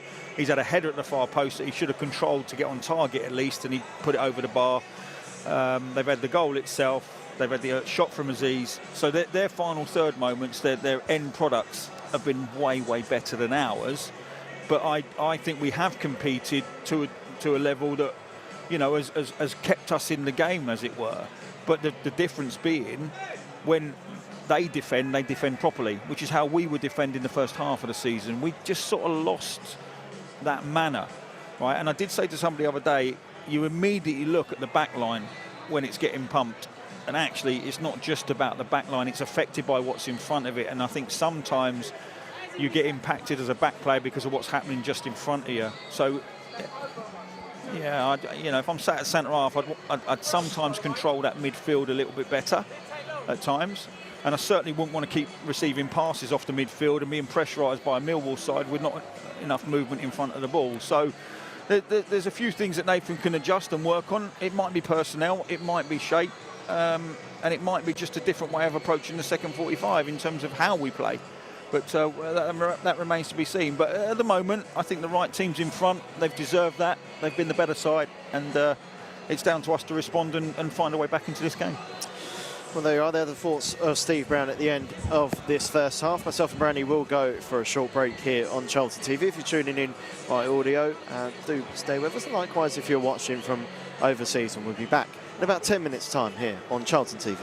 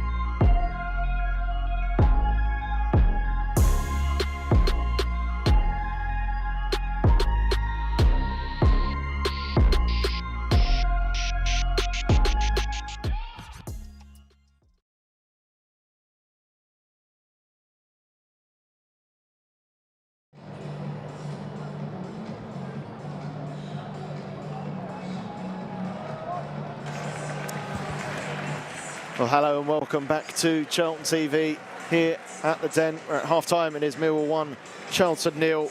And substitutions incoming, or substitute incoming for Charlton in Ibby Fuller. We'll bring you that in a second. Joined by myself, Greg Sutherley. Alongside me is Terry Smith. We'll take over a little bit later on. And first things first, Mr. Steve Brown, who's far too chippy for my liking at the moment. Yeah. Well, I've seen Commissioner Gordon, haven't I? Yes. Yeah, I have to say it's a downside that he's a Millwall fan, but one of the best actors around. I wasn't going to talk about that. Just talk about his acting career. We leave that to one side. That's problematic for him. He's got to deal with that. Well, what an actor! Yeah, fantastic actor. An actor. Charlton have made the change. Off comes Luke Chambers at half-time for Ibby Fuller. Maybe pre-planned, I'm not sure, because he hasn't had a lot of football. As Luke Chambers. It looks like Tyrese Campbell will be going back to left wing back, and Fuller and Carey behind Dykes. Thoughts, Steve Brown? Oh, leave it with me, because there's nothing good at the moment. I think it's something nice to say in a bit. As Millwall will get the second half underway here. Charlton shooting towards the packed out away stand, joined on Charlton TV, sponsored by NordVPN. Listen, he may have picked up an injury, Greg, like you say. Lack of minutes in the last 6 months, who knows? But that sees Campbell, our most productive player, at the top end of the pitch, go back to left wing back, and he already looks a little bit despondent with that, but he's got to get on with it. As Mill get the second half underway, long ball forward, headed away by Jones, flicked on by that man Fuller. As Taylor to left to Doughty, inside is Mitchell, across to Doughty again, and Charlton will look to push up as Taylor has got Crane on the right-hand side. Ball inside, cut off by Fuller. Not a lot ahead of him, maybe Fuller, but he'll go on a run here. Sliding challenge comes in from the Cawley Landstaff coming back. Charlton with the throw. Yeah, they do that side of the game well, be fair to them. Even when there are little moments where you think there's a good counter-attacking opportunity, they are well drilled and they will sacrifice. They'll come out of their own position to chase back and make those challenges. Anderson loses his footing after turning, and Mill will retain possession with Coburn. He's got Doughty on the left-hand side, venturing forward, and down the line it goes to Negley. Negley with the cross towards the far post. Aziz gets something to it, hits the back of Gillespie, and Mill will have the corner, but already just starting to see Mill trying to exploit the space on the right-hand side that we saw in the first half. You're going to see it again in the second half. Yeah, it was good centre-forward play, wasn't it? Dropped in deep, couldn't really pick him up. Coburn was allowed to turn. And as soon as he turns into good possession, the left-back's gone. Norrie played down the line there. And actually, Aziz with a free header. Fortunate that Gillespie just managed to get his back into the way of the path of that header. Corner's taken short. Last off the ball in, headed away by Dykes. And then Aziz. Tackled by Frankie Costello. Aziz has the ball back. Will go for goal. It's a low, powerful effort. It's not too far wide. Femi Aziz showing why he's one of the championship's hottest properties at the moment. Yeah, and that was danger for a moment, because just as he broke out of that Costello challenge, was expecting someone to break ranks and come and at least put under pressure, and they didn't. And he has got a brilliant left foot. Good connection, just dragged it wide. Half a chance. Kaminsky with the goal kick. Forward it goes over the head of Clark, and Mill will have the throw. Yeah, I mean, the move is Fuller in front of Campbell on this left-hand side, so it's to directly stop the attacks coming with Kramer pushing up. Kramer down the line to Aziz. It's taken on Gillespie. It's a loose touch. Gillespie with the challenge. Mill will have the throw. Well, that was interesting. So Kramer receives. It's Campbell as left wing back that rushes to him, which leaves Gillespie 1v1 with Aziz. But at least in that situation where the ball's coming from Kramer up to Aziz, he's facing away from goal and under pressure from the back from Gillespie, and not receiving to feet, facing Gillespie. Aziz with the throw. Gets it back from Negley. Aziz left-footed ball in the box. Frankie Costello facing the wrong way. It hits him in the end. Back it comes to Negley, who's got Aziz on the right-hand side. Down the line it comes to Denore. Out to Aziz. Campbell for company, cuts inside. Left-footed ball in the box. Cleared away, up in the air. Dykes does well to win it for Charlton, and now Ranky Costello looking to find Fuller. The ball deflects down, and Fuller will still give chase. Denore across, and Fuller into the back of Denore. Millwall free kick. Yeah, to be fair, there's nothing you can do about that. They were going toe for toe, and I thought Denore did incredibly well to just get there first and then take the contact, but Fuller couldn't get out of the way of that. But again, 2 more crosses from this right-hand side from Aziz, and we were lucky to get away with the first one. Second one was clearance, no problem, but the first one, first touch, Millwall flicked into that 6-yard box, middle of the 6-yard. We were a little bit lucky we got the deflection we got. Free kick taken short. Negley on the left-hand side. Ball inside, looks for Langstaff. Langstaff's cross kicks Ranky Costello, then hits the Millwall striker. Charlton goal kick. Yeah, good tracking from Costello. Just stayed alongside, didn't commit, and got that little double deflection and out for the goal kick. But Millwall breaking down that left. They seem to have switched ranks now. We've made our changes, and the left seems a little bit more positive for them. Kaminsky with the goal kick. Left to Gillespie. Aziz with down his neck, and Gillespie gets away possession. The ball across, cut out by Coburn, comes back to Negley. Negley thinking about a cross, held up well by Anderson. And Anderson does really well to stay on his feet and win the ball back for Charlton. Back to Clark, and Anderson will complete the clearance. Yeah, that's excellent from Croy. He's on a booking, so he can't dive in. Very, very patient. Saw that one out well. Good block. Gillespie needs to just cut those little errors out. They're not helping. He's got to look forward a little bit quicker if he can. Certainly don't risk that ball across the box like that. On the right-hand side is Kramer. Down the line goes to Aziz. Aziz ball inside looking for Kramer. Cleared away by Gillespie, only as far as Denore. Mitchell to Denore. Inside to Aziz.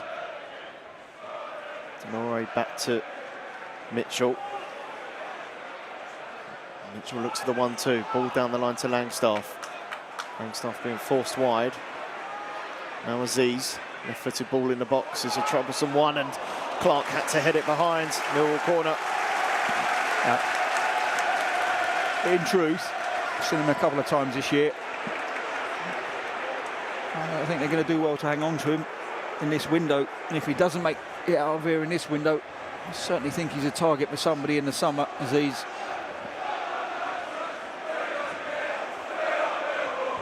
Doughty goes across to take.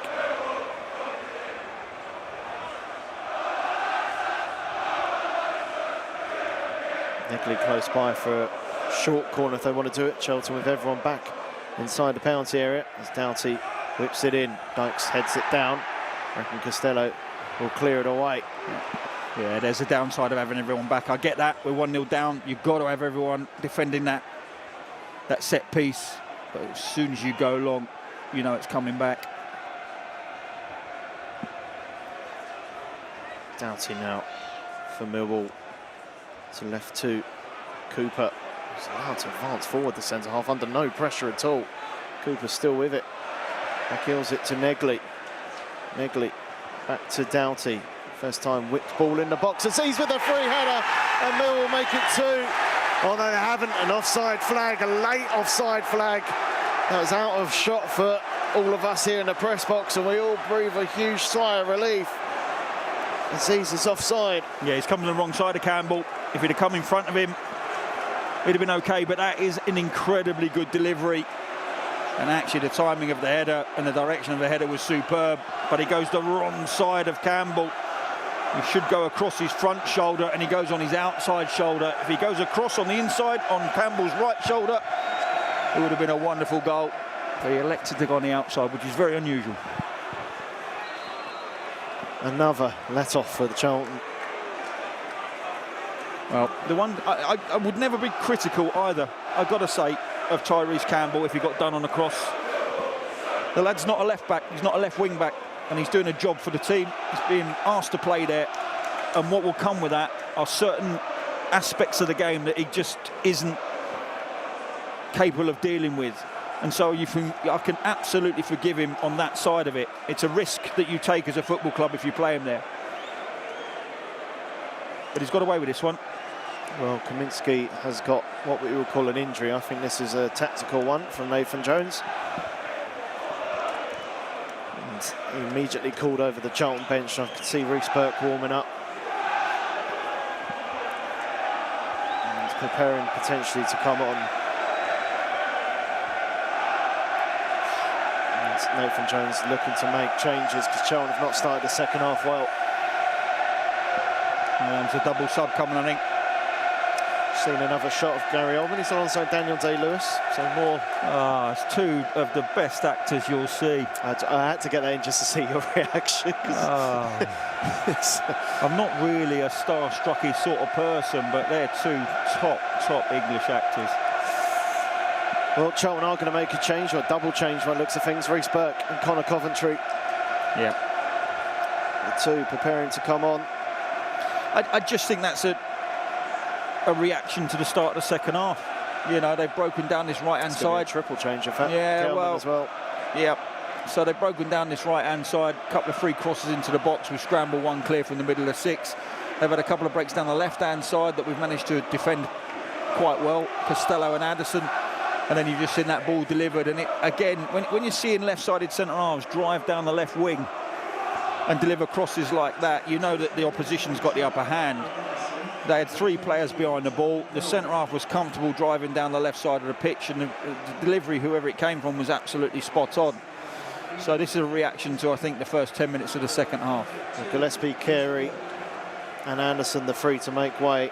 On comes Reece Burke, Charlie Kelman and Connor Coventry. I mean, again... Change of formation, perhaps, Brownie? Yeah, we'll wait and see.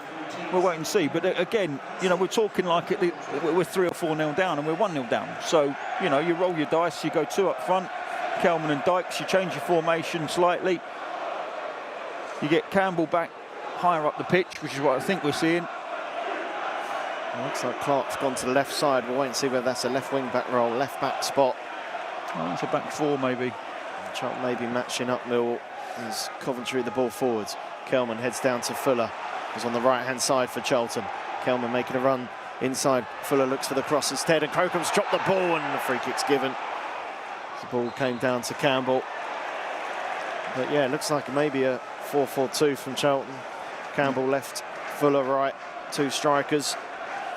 Yeah, and I'd imagine one of them will drop in and take the deepest line midfielder, but that's a left back, right back, certainly Ramsey right back, Clark left back, 2 centre halves, Jones and Burke.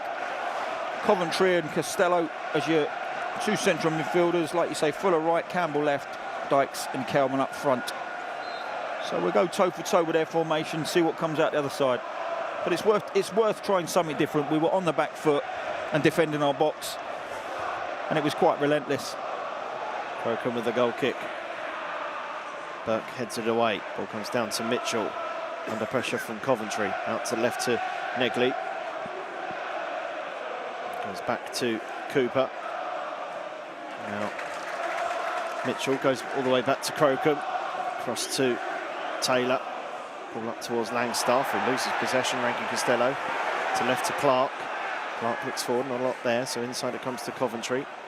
Goes back to Jones as he was under pressure, and Jones across to Burke, and Charlton will have it through Reece Burke.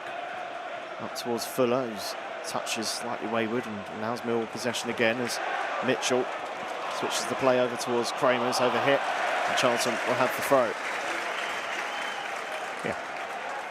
Yeah, and we'll have to the game will have to settle down for 5 minutes before we see who's going to take control of this one. It's quite hectic at the moment. Both technical errors.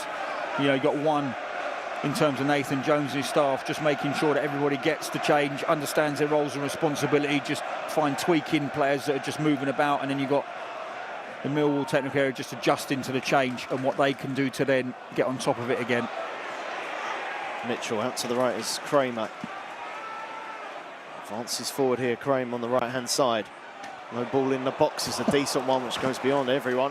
Negley will pick it up on the left-hand side. That's a brilliant delivery. Again, it's bounced in the middle of the 6-yard box. You can't ask for a better delivery from the right-hand side. But Coburn's late on it. No one's arriving round the far, so it bounces once and out the other side.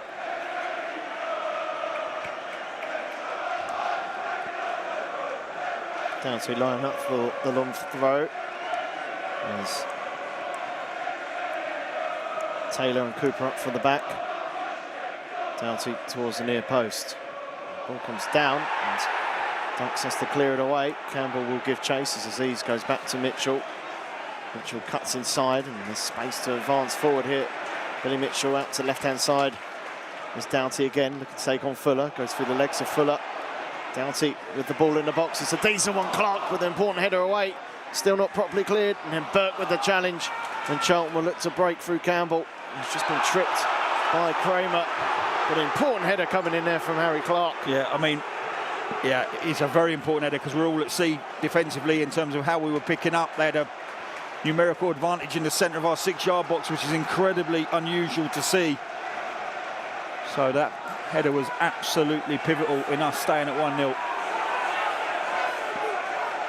Ramsey with the throw. Controlled by Doughty. Inside to Mitchell. Far too easy. It's Mitchell inside to Taylor. Almost 60 minutes play. Still 1-0 Millwall. Charlton haven't had an opportunity in this second half. They've made a triple change to try and change that. Fourth if you include the one at half-time as well. As Kaminsky will have the free kick on the offside flag against Aziz.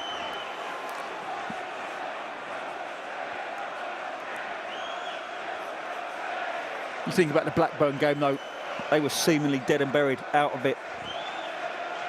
And it just takes a moment just to change the mentality. The pendulum swings back to the away side. In that respect, they scored just before half time and that pendulum swung. So whilst there's only that one goal in it, there's always that hope that you can have a 10-minute spell that just gets you on the front foot enough to conjure up a goal. It being 1-0 certainly just gives Charlton that opportunity just to create something, a spark. At the moment, it's not quite happening. Nathan Jones showing frustration towards his Charlton strikers. After that goal kick, or free kick, was flicked on by Dykes and went straight to Crocombe. Mill with the throw, headed on. Dykes gets something to it for Charlton, and now Mitchell flicks forward. Coburn the target. Jones up against the Mill man and fouls him. And Mill will have the free kick. He's a battler, Coburn. Jones just guilty there. He wins the initial tussle, but then I do think there's a little arm around the midriff as he sort of gets to go away. Spotted by the referee. And Doughty will come across to take.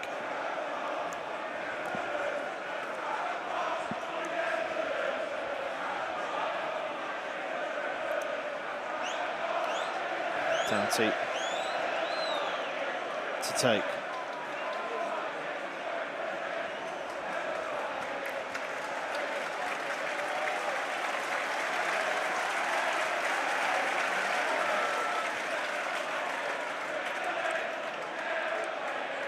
Options are coming up for the back for Millwall again. And Cooper, Taylor and Kramer.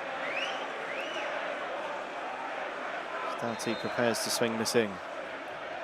Decent looking delivery. Burke with the header away. Kelman tries to get to the second one. The ball deflects down. Referee's in the way. Good challenge coming in from Fuller. The ball deflects neatly for Denore. Now Doughty with the ball forward. Cooper the target. Burke got a call and ducked. And then Kaminsky with good brave goalkeeping to collect. And it's gone off worse, the Charlton goalkeeper. And rolls it out though to Ramsey.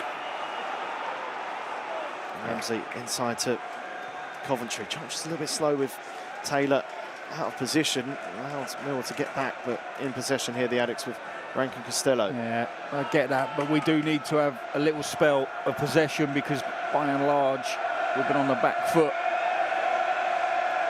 Coventry, the ball forward towards Fuller, is waiting for it and falls neatly to Langstaff. Fuller tries to get back and nibbles at his heels until it comes to Mitchell. Mitchell across. Now Kramer down the line to Aziz, who's got Denore making a good run ahead of him. Denore pulls it back for Kramer. The shot, important block from Jones. Comes out to Doughty, heads it inside to Negley. Back to Doughty, low ball in. Ramsey gets something to it. Denore controls. Back to Aziz with the shot, deflects. And then Burke clears it away. Scrappy, but Charlton just holding on. Negley now. Back it comes to Mitchell. Fancies the cross, goes for it. And Ramsey jumps, heads it away. Kramer Tries to deflect it down, gets it back. Kramer, low ball in, comes off of Clark, and out of play for a Millwall corner. Charlton really clinging on at times. No, clinging on. They just look dangerous every time they go forward. That was a really good move, actually, when you break that down. Excellent runs. Third man runs in behind, and a lovely little cutback. You can see why they're dangerous here. You can see why they've won 7 in 10, only lost 1 of the last 10 here. Doughty comes across to take the corner.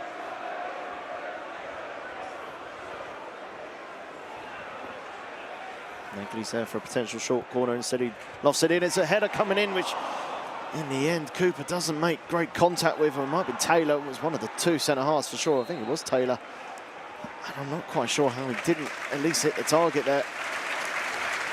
And Millwall making a change. Ivanovic is coming on. Coburn, who bar the miss, has been brilliant up top. Lead on the line. Yeah, let's be honest with you. He's worked his socks off. He's battled away. He's caused a few issues. He's played his part in terms of where he took up spots from crosses from the opposite side. And he's put his lot in, but what they've gone for now is a little bit of movement, I think, inside the penalty area. They're creating enough opportunities to put on a bit of a sniffer dog. And although he's a little bit lightweight, Ivanovic, he does wrestle himself half a yard from time to time inside the box to get his shots away. I think that's what they require. Negley with the loose touch. Ramsey goes in for the challenge when Negley's through the legs of the Charlton man, and Fuller trying to get back as Negley's quick as well. Negley on the outside, still with it. Fuller for company. And Fuller, brilliant defending, comes back off Negley. Charlton goal kick. Yeah, I think he's just got to fight that across, hasn't he? He's disappointed in himself, Negley. He's got all that weight, put in a lung-busting run. Just put your left foot through the back of it. Box is loaded. But excellent from Fuller. He's overtaken Ramsey there to help out his fullback, who just mistimed his challenge. Kaminsky with the goal kick, goes short to Burke. Burke forward. Fuller the target, headed away by Doughty. Coventry gets a touch to it for Charlton, and ball deflects down. Langstaff to Denore, inside to Aziz. Aziz with the ball forward, looking for the runner of Langstaff. It's just overhit. Kaminsky, good positioning to gather. Yeah, I'm a little bit perplexed at times while we're going sideways in our 6-yard box. We're just not getting into the Millwall half. You might have to adjust our tactics ever so slightly, but I think going forward and, you know, a bit quicker, you know, you're inviting pressure and losing the ball in your own half, in a half that we haven't managed to get forward in. Crocombe with the ball forward. Aziz the target, wins the header. Jones likewise for Charlton. Kramer the ball forward. It's awkward for Burke, who heads to the left, and Jones will clear it away. Kelman jumps, but up goes Taylor. Clark now down to Kelman again. First time ball over the top, and Dykes will give chase. And Dykes looks to get there beyond Cooper, and he's got there. Dykes with a chance and saved by the goalkeeper. No, he's given handball, and I don't think it is. And the referee's given a foul or handball, which looks suspicious. No, he's given it. He thinks he's moved the ball forward with his left arm to get the opportunity. I'm not so sure he did. I mean, it's a great spot if he did, but I didn't see it. I saw a ball come off almost the thigh and knee.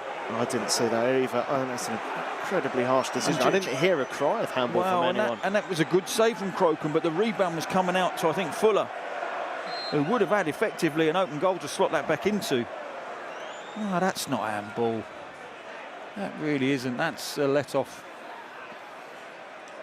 Doughty with a touch forward. I'll hand you over to Terry Smith shortly. He will no doubt be lining up his spiel about that decision, and don't blame him. No, I don't. Campbell inside towards Frankie Costello. Campbell gets it back and looks to go on a run, being dumped to the floor by Kramer. No free kick given, which again looks a little bit suspicious. Kramer turns back into trouble. Forward towards Mitchell. He turns away from 3 Charlton players, but Campbell gets back superbly.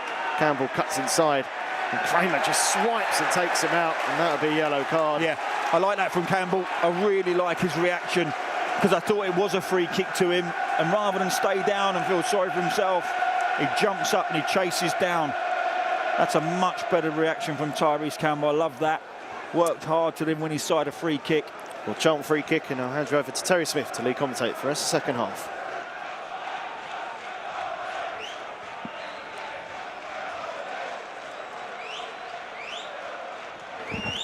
Thank you, Greg. As the free kick from Kaminski gone forward, but nobody in a red shirt running on to the end of that.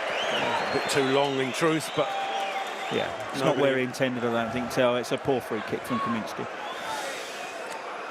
Shame. But the referee has got to be 100% that was handball, and I don't know how he is. I really don't know. Blindside to it as well. Yeah. Linesman's on the opposite side, so it's blind sign to him. Absolutely guessed. Well, and I've seen the replay, and I can't tell. It's off his upper body. It's definitely not what he was suggesting, which was a left arm pushing it forward. So they got away with one. But you can see where their weaknesses lie. But unfortunately, we don't get ourselves in. I said before the game, when you don't have pace, you adjust to not having pace. So it's not easy to get behind centre halves that don't have a lot of pace because they allow for it. But you can see when they do get caught in the wrong areas, they don't have the recovery powers. But they're good at their jobs. They don't allow you to get in behind them too often. Well, Fuller, Coventry and Burke combining well on the right-hand side. And it's Fuller bringing it forward. Just got caught by Norrie. Millwall have it back down the line to Negley.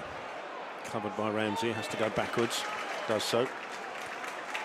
Now with Cooper inside to Mitchell.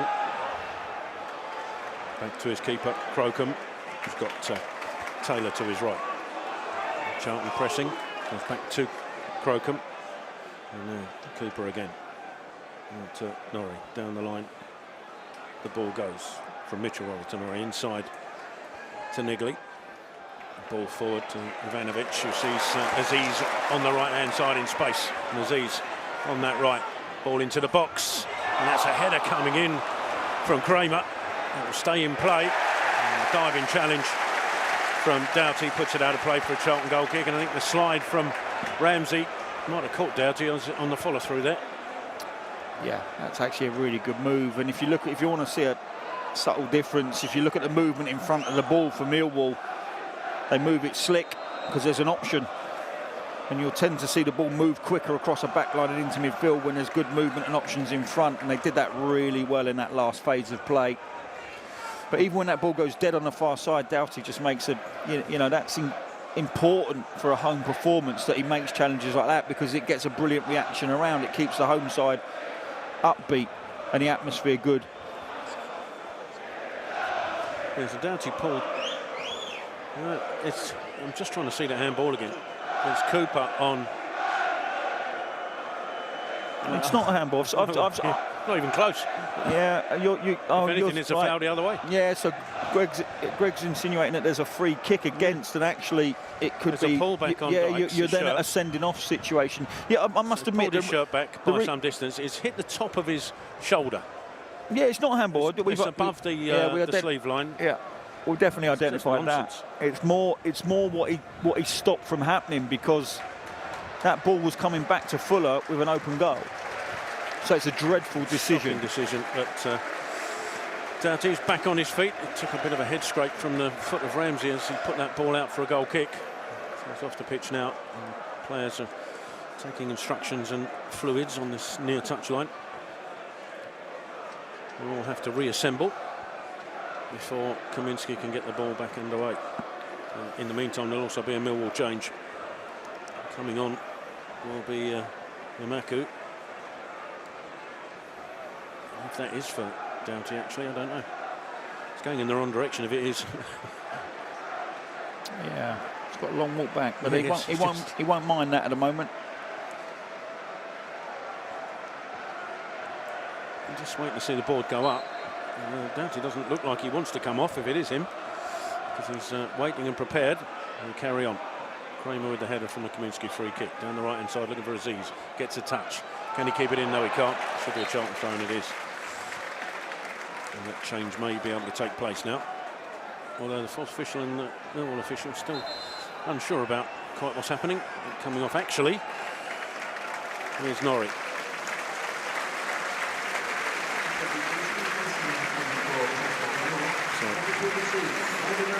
Adomo Amaku coming on.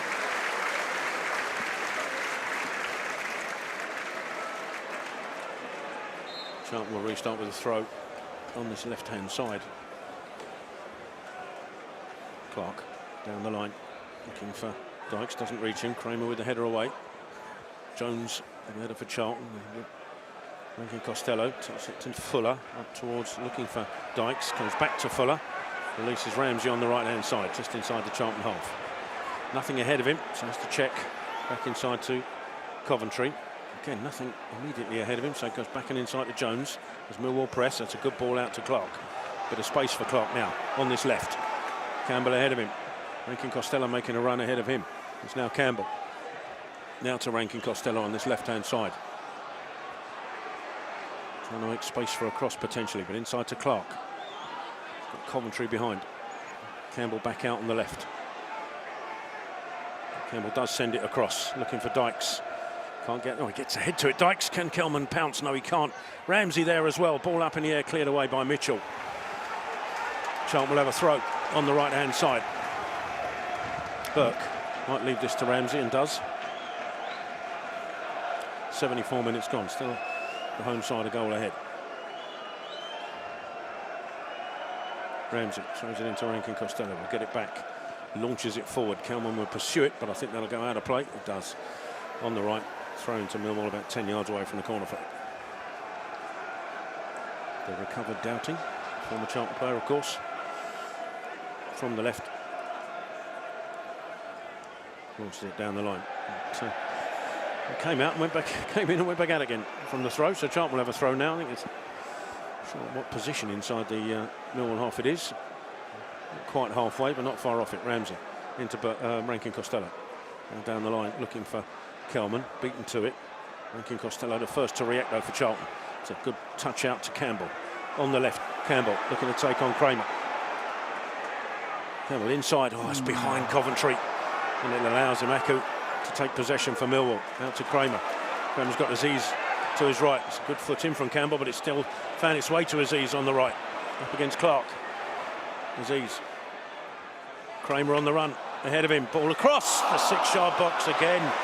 Nobody there to apply a finish. And Fuller for Charlton will pick it up on the right. Looking for support.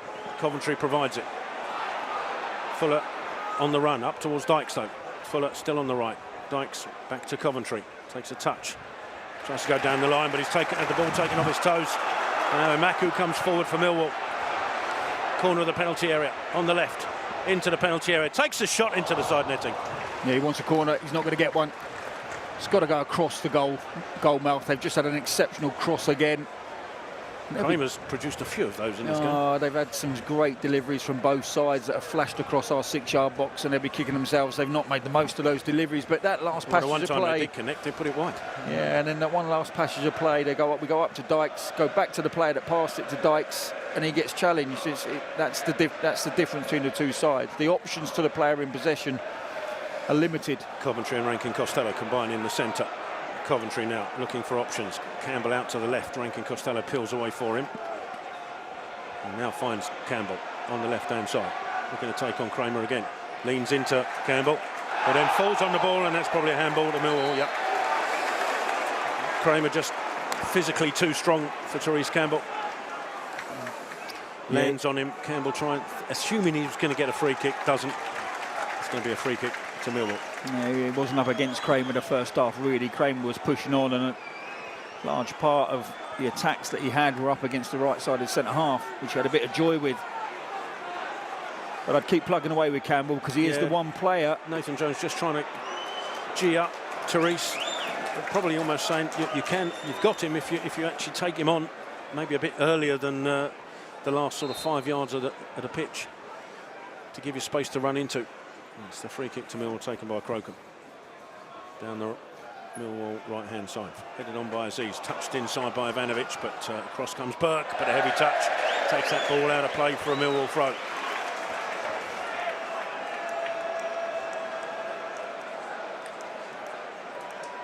Aziz will look to launch this.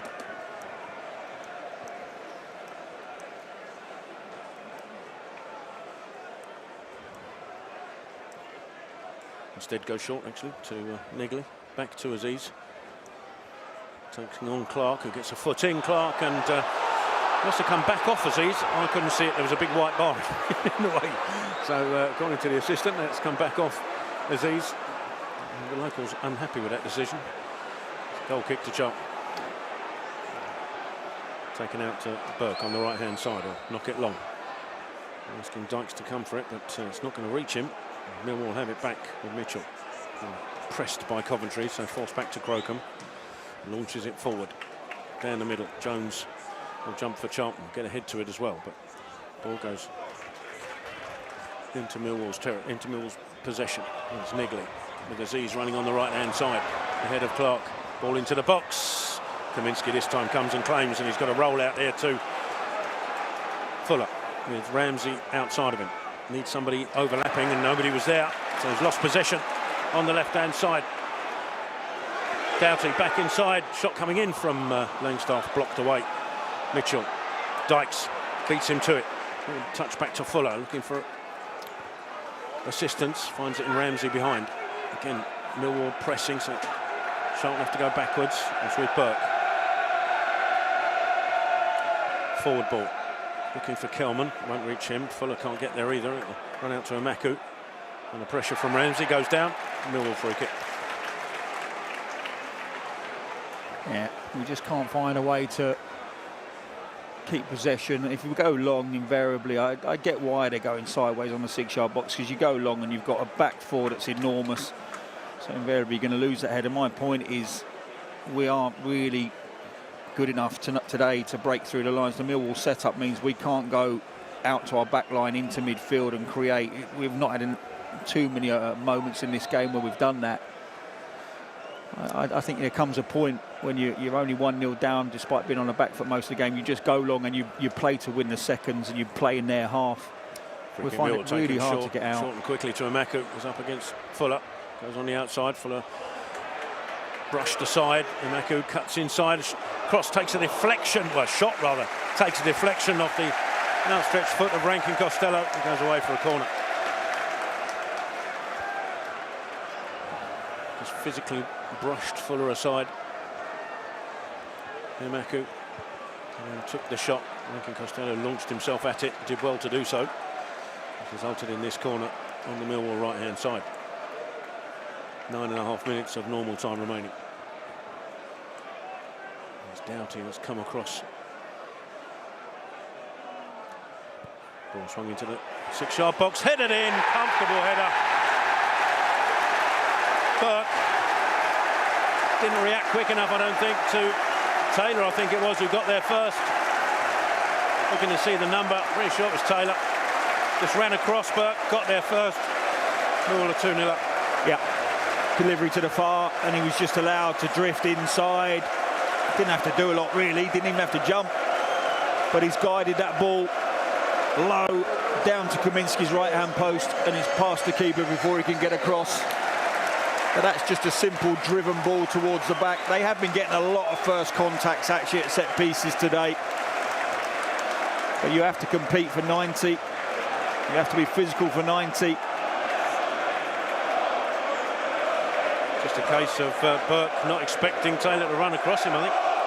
Yeah, there was a little block. There was a little block and a little run round the back, but not enough that should give you a free header, really.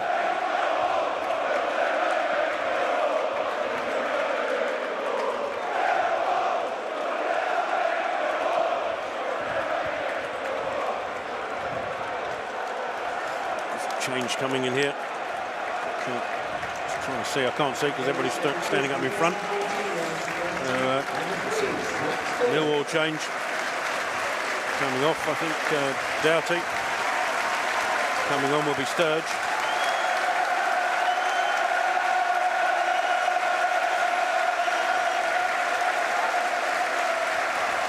There's another change, but I'm not sure the number's gone up, but coming on will be Cundall.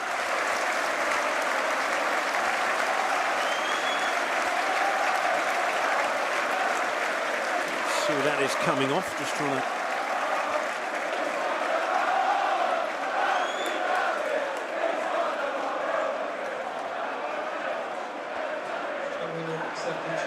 I'm sure they put a number 26 up, but there's no such number. So, oh, that's the Charlton change. 26. So coming on can be Matty Godden. Rankin Costello, the player coming off. I didn't see who the second one Millwall player was coming off. Langstaff. Was it Langstaff? Yeah. Thanks, Browning. For Cundall, and we restart. Back to Kaminsky. Sends it forward. Looking for Dykes. Gets his head there, Dykes. Kelman trying to get there, can't. And it's with Kundle. Ball out to the right-hand side and Kramer. On a run, Kramer. It's Campbell with the foot in. Who did it come off last? It is Therese Campbell. It's going to be a throw-in by the corner flag on the right-hand side. Listen, you definitely don't want this to become devastating in terms of the scoreline. You've got to stick in here and make sure it remains at 2. Well, Fuller gets a foot in from the throw, but it's back with Aziz, who launches it into the stand behind the Charlton goal. Goal kick. And with 6 minutes of normal time remaining, it's now a question of Charlton staying in there, as you say, Brownie.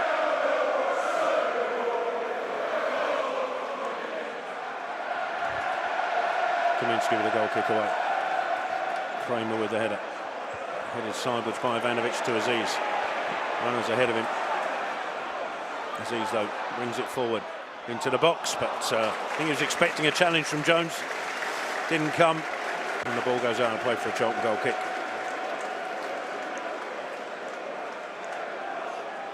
Yeah, just got to make sure, like I said, 1-0 down, you're still into it, you keep fighting away.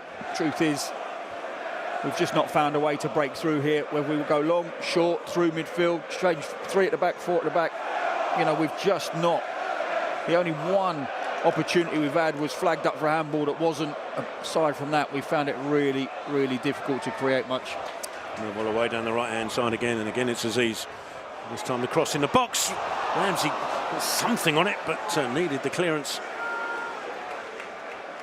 from Clark. And Millwall still have it on the right. Mitchell out to the right-hand side and Aziz. Chip ball across. Emeku in space. Rather, it's Sturge in space now, out to Emeku. Inside to Kundle. Back outside to Emeku. Ball into the box looking for Ivanovic. Gets there. Jones tracking him. And comes out to Sturge.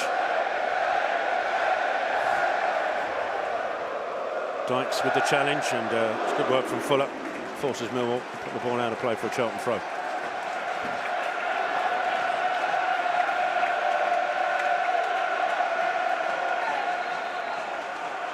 Clark now on the right-hand side. Sends the ball down the line. Dykes with a flick inside. Godden can't get there. Headed infield. Aziz the first to react. It's a little touch into Kundle's path. Ramsey with the last-minute challenge gets there. Still on the edge of the area for Millwall. Mitchell with Kramer to his right. Kramer. Ball running into the box. Is Kundle back towards Kramer. Ball goes all the way back across the penalty area. Emeku. Coventry in front. Gets a shot away. Blocked by Jones on the line. Second shot from Ivanovic. Scrambled away, but Emeku now picks it up. A Millwall. Clark able to step in. And then fouled as he tried to get away from Emeku. But yeah, 6s and 7s, I think, at the back of that penalty area for Charlton. Just Be fair, desperate defending, I think, is the phrase. Absolutely, but it's been under immense pressure in this second 45 minutes. Been quite relentless, in fact. Kaminsky, the ball away. Dykes will jump, can't get there though. Fuller can't get to the dropping ball. Jones will just see it back to Kaminsky. Comes out of his penalty area. Sends it forward. Dykes will jump, but Cooper gets there first. Fuller trying to get there. And, actually, Kelman does. Kelman out to Campbell on the left-hand side. Back inside to Kelman again. That's a lovely touch from Kelman. Goes past Kramer. Trying to take him on again. Kramer just stands strong. And, that's a good foot in from Kelman, but he can't find Godden. And Mitchell will clear it away for Millwall. Burke now on the right-hand side. Coventry with the touch to Campbell. Back to Coventry. That looked like a foul by Aziz, and the referee was going to give a foul against Aziz on Coventry, and instead decided to give a throw. Burke with the throw. On the line, looking for Dykes. Gets a foot on it. Dykes inside now. Now goes back outside. Cundle for company. Dykes looking for an out ball provided by Campbell. Back to Dykes. Little touch to Coventry. Coventry lifts it into the box. Header from Kelman, looking for potential run of Clark, but cleared away before it can get there. Fuller in the foot race. It should go out of play for a Charlton throw.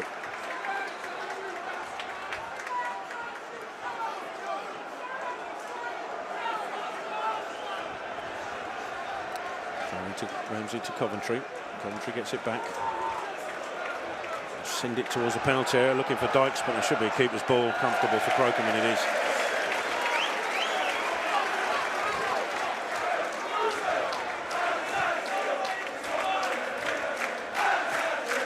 Crocombe with a clearance away. Down the centre. Jones should get the header, and does. And that goes straight to Sturge, who heads it forward. It's up to Ivanovic. As he's on the run outside. Up against Burke. Cuts inside on his left. Now back out on the right.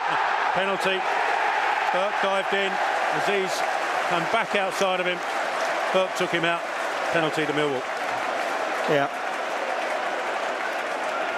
That's what I'm saying. Just get this one done and dusted and over the line at 2.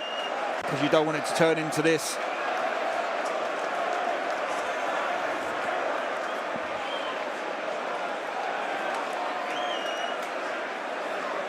I will say he's a throwback to the old generation. Aziz, touch, deliver, drives at people, commits people into challenges.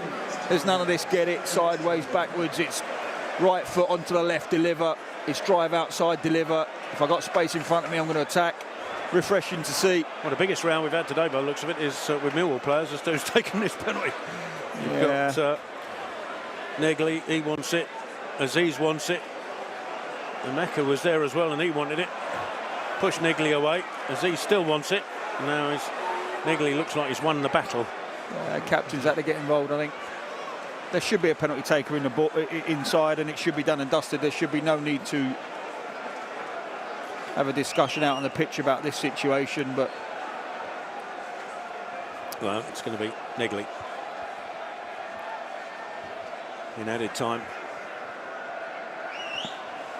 to put a bit of emphasis on the scoreline.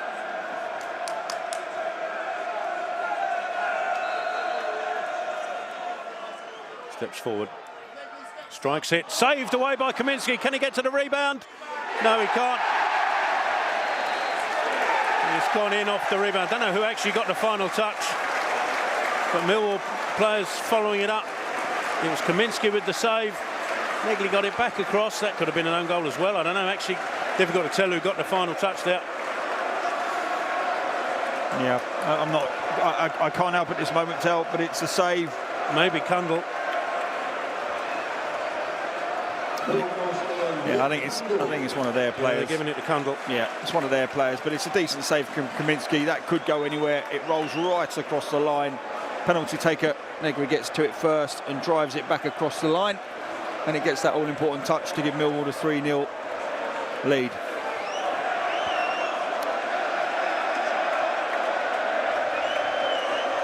No, it looked like an own goal to me, I've got to say, but it's difficult. Yeah, I've not Coventry own goal said it potentially.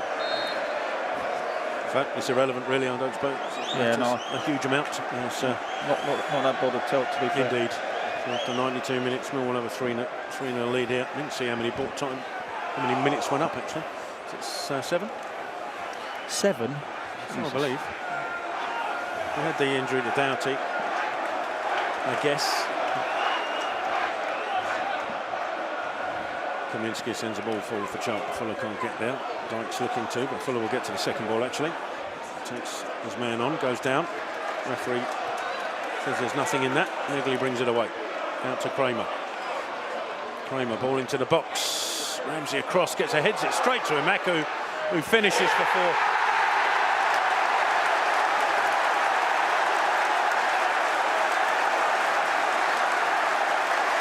Would have been better had he not headed it at all, Ramsey, whether he didn't get a call, and he heads it straight to Imaku, who makes it 4-0. Yeah, we've had a few headers like that today. where the connections left it at the edge of the box.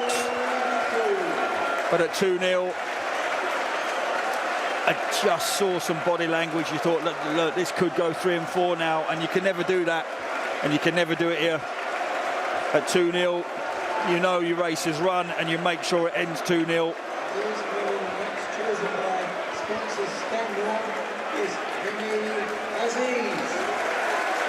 Oh, it's Aziz on the left-hand side. I thought it was a Mako on that left-hand side. But, it's a Mako, I'm sure it was. Yeah, they've given it to Aziz, but it's definitely a Mako. That'll please him. Well,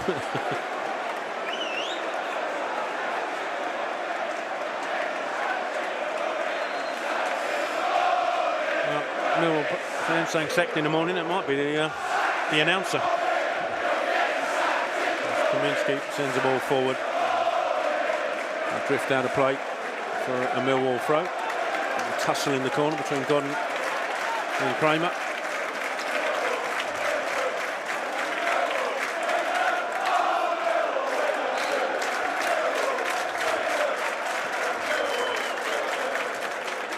And a scoreline at the end, which will look as depressing as the second half has pretty much been, actually. Burke for Charlton, inside to Campbell. Looking to release Burke again on the left. Into the box, but comfortable for Crocombe.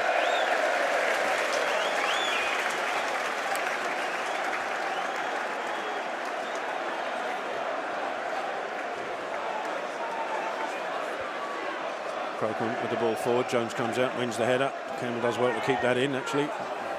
Run on the left-hand side, cuts infield. Still Campbell, releases Fuller. Fuller might try a shot here. Just took it off his toes. Or just get his caught as he pulled the trigger. And it's a goal kick. Fuller felt it might have been a corner.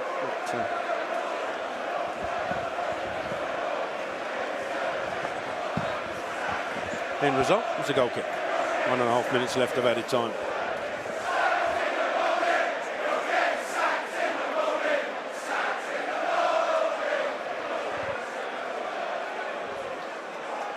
Crocombe with the goal kick.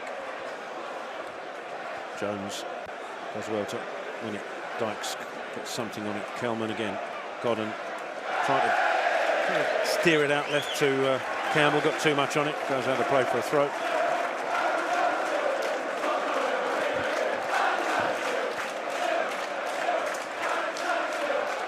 Go down the line. Ramsey comes across, clears it away up towards Campbell, but Kramer wins the header into Ivanovic.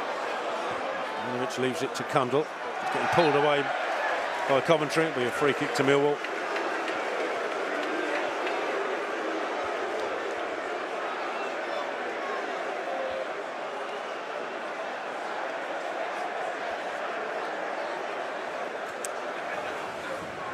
With quite a few spaces left in the stand at the Charlton end, understandably. Yeah.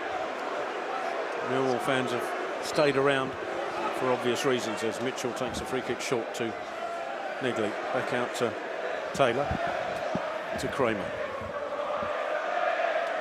Kramer covered off by Burke and kept in by Campbell. A 1-2 with Dykes. Still Campbell on this left-hand side, held up.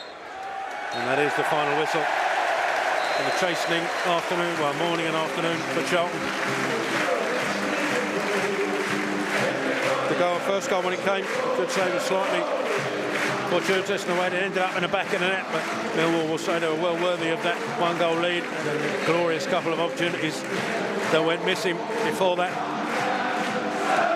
And the second half, pretty much one-way traffic. We started without the new signing, Chambers reappearing. Charlton reshuffled the pack and Millwall pretty much took control. Admittedly, Charlton could have got away back into it, and the referee adjudged Dykes to have handballed it.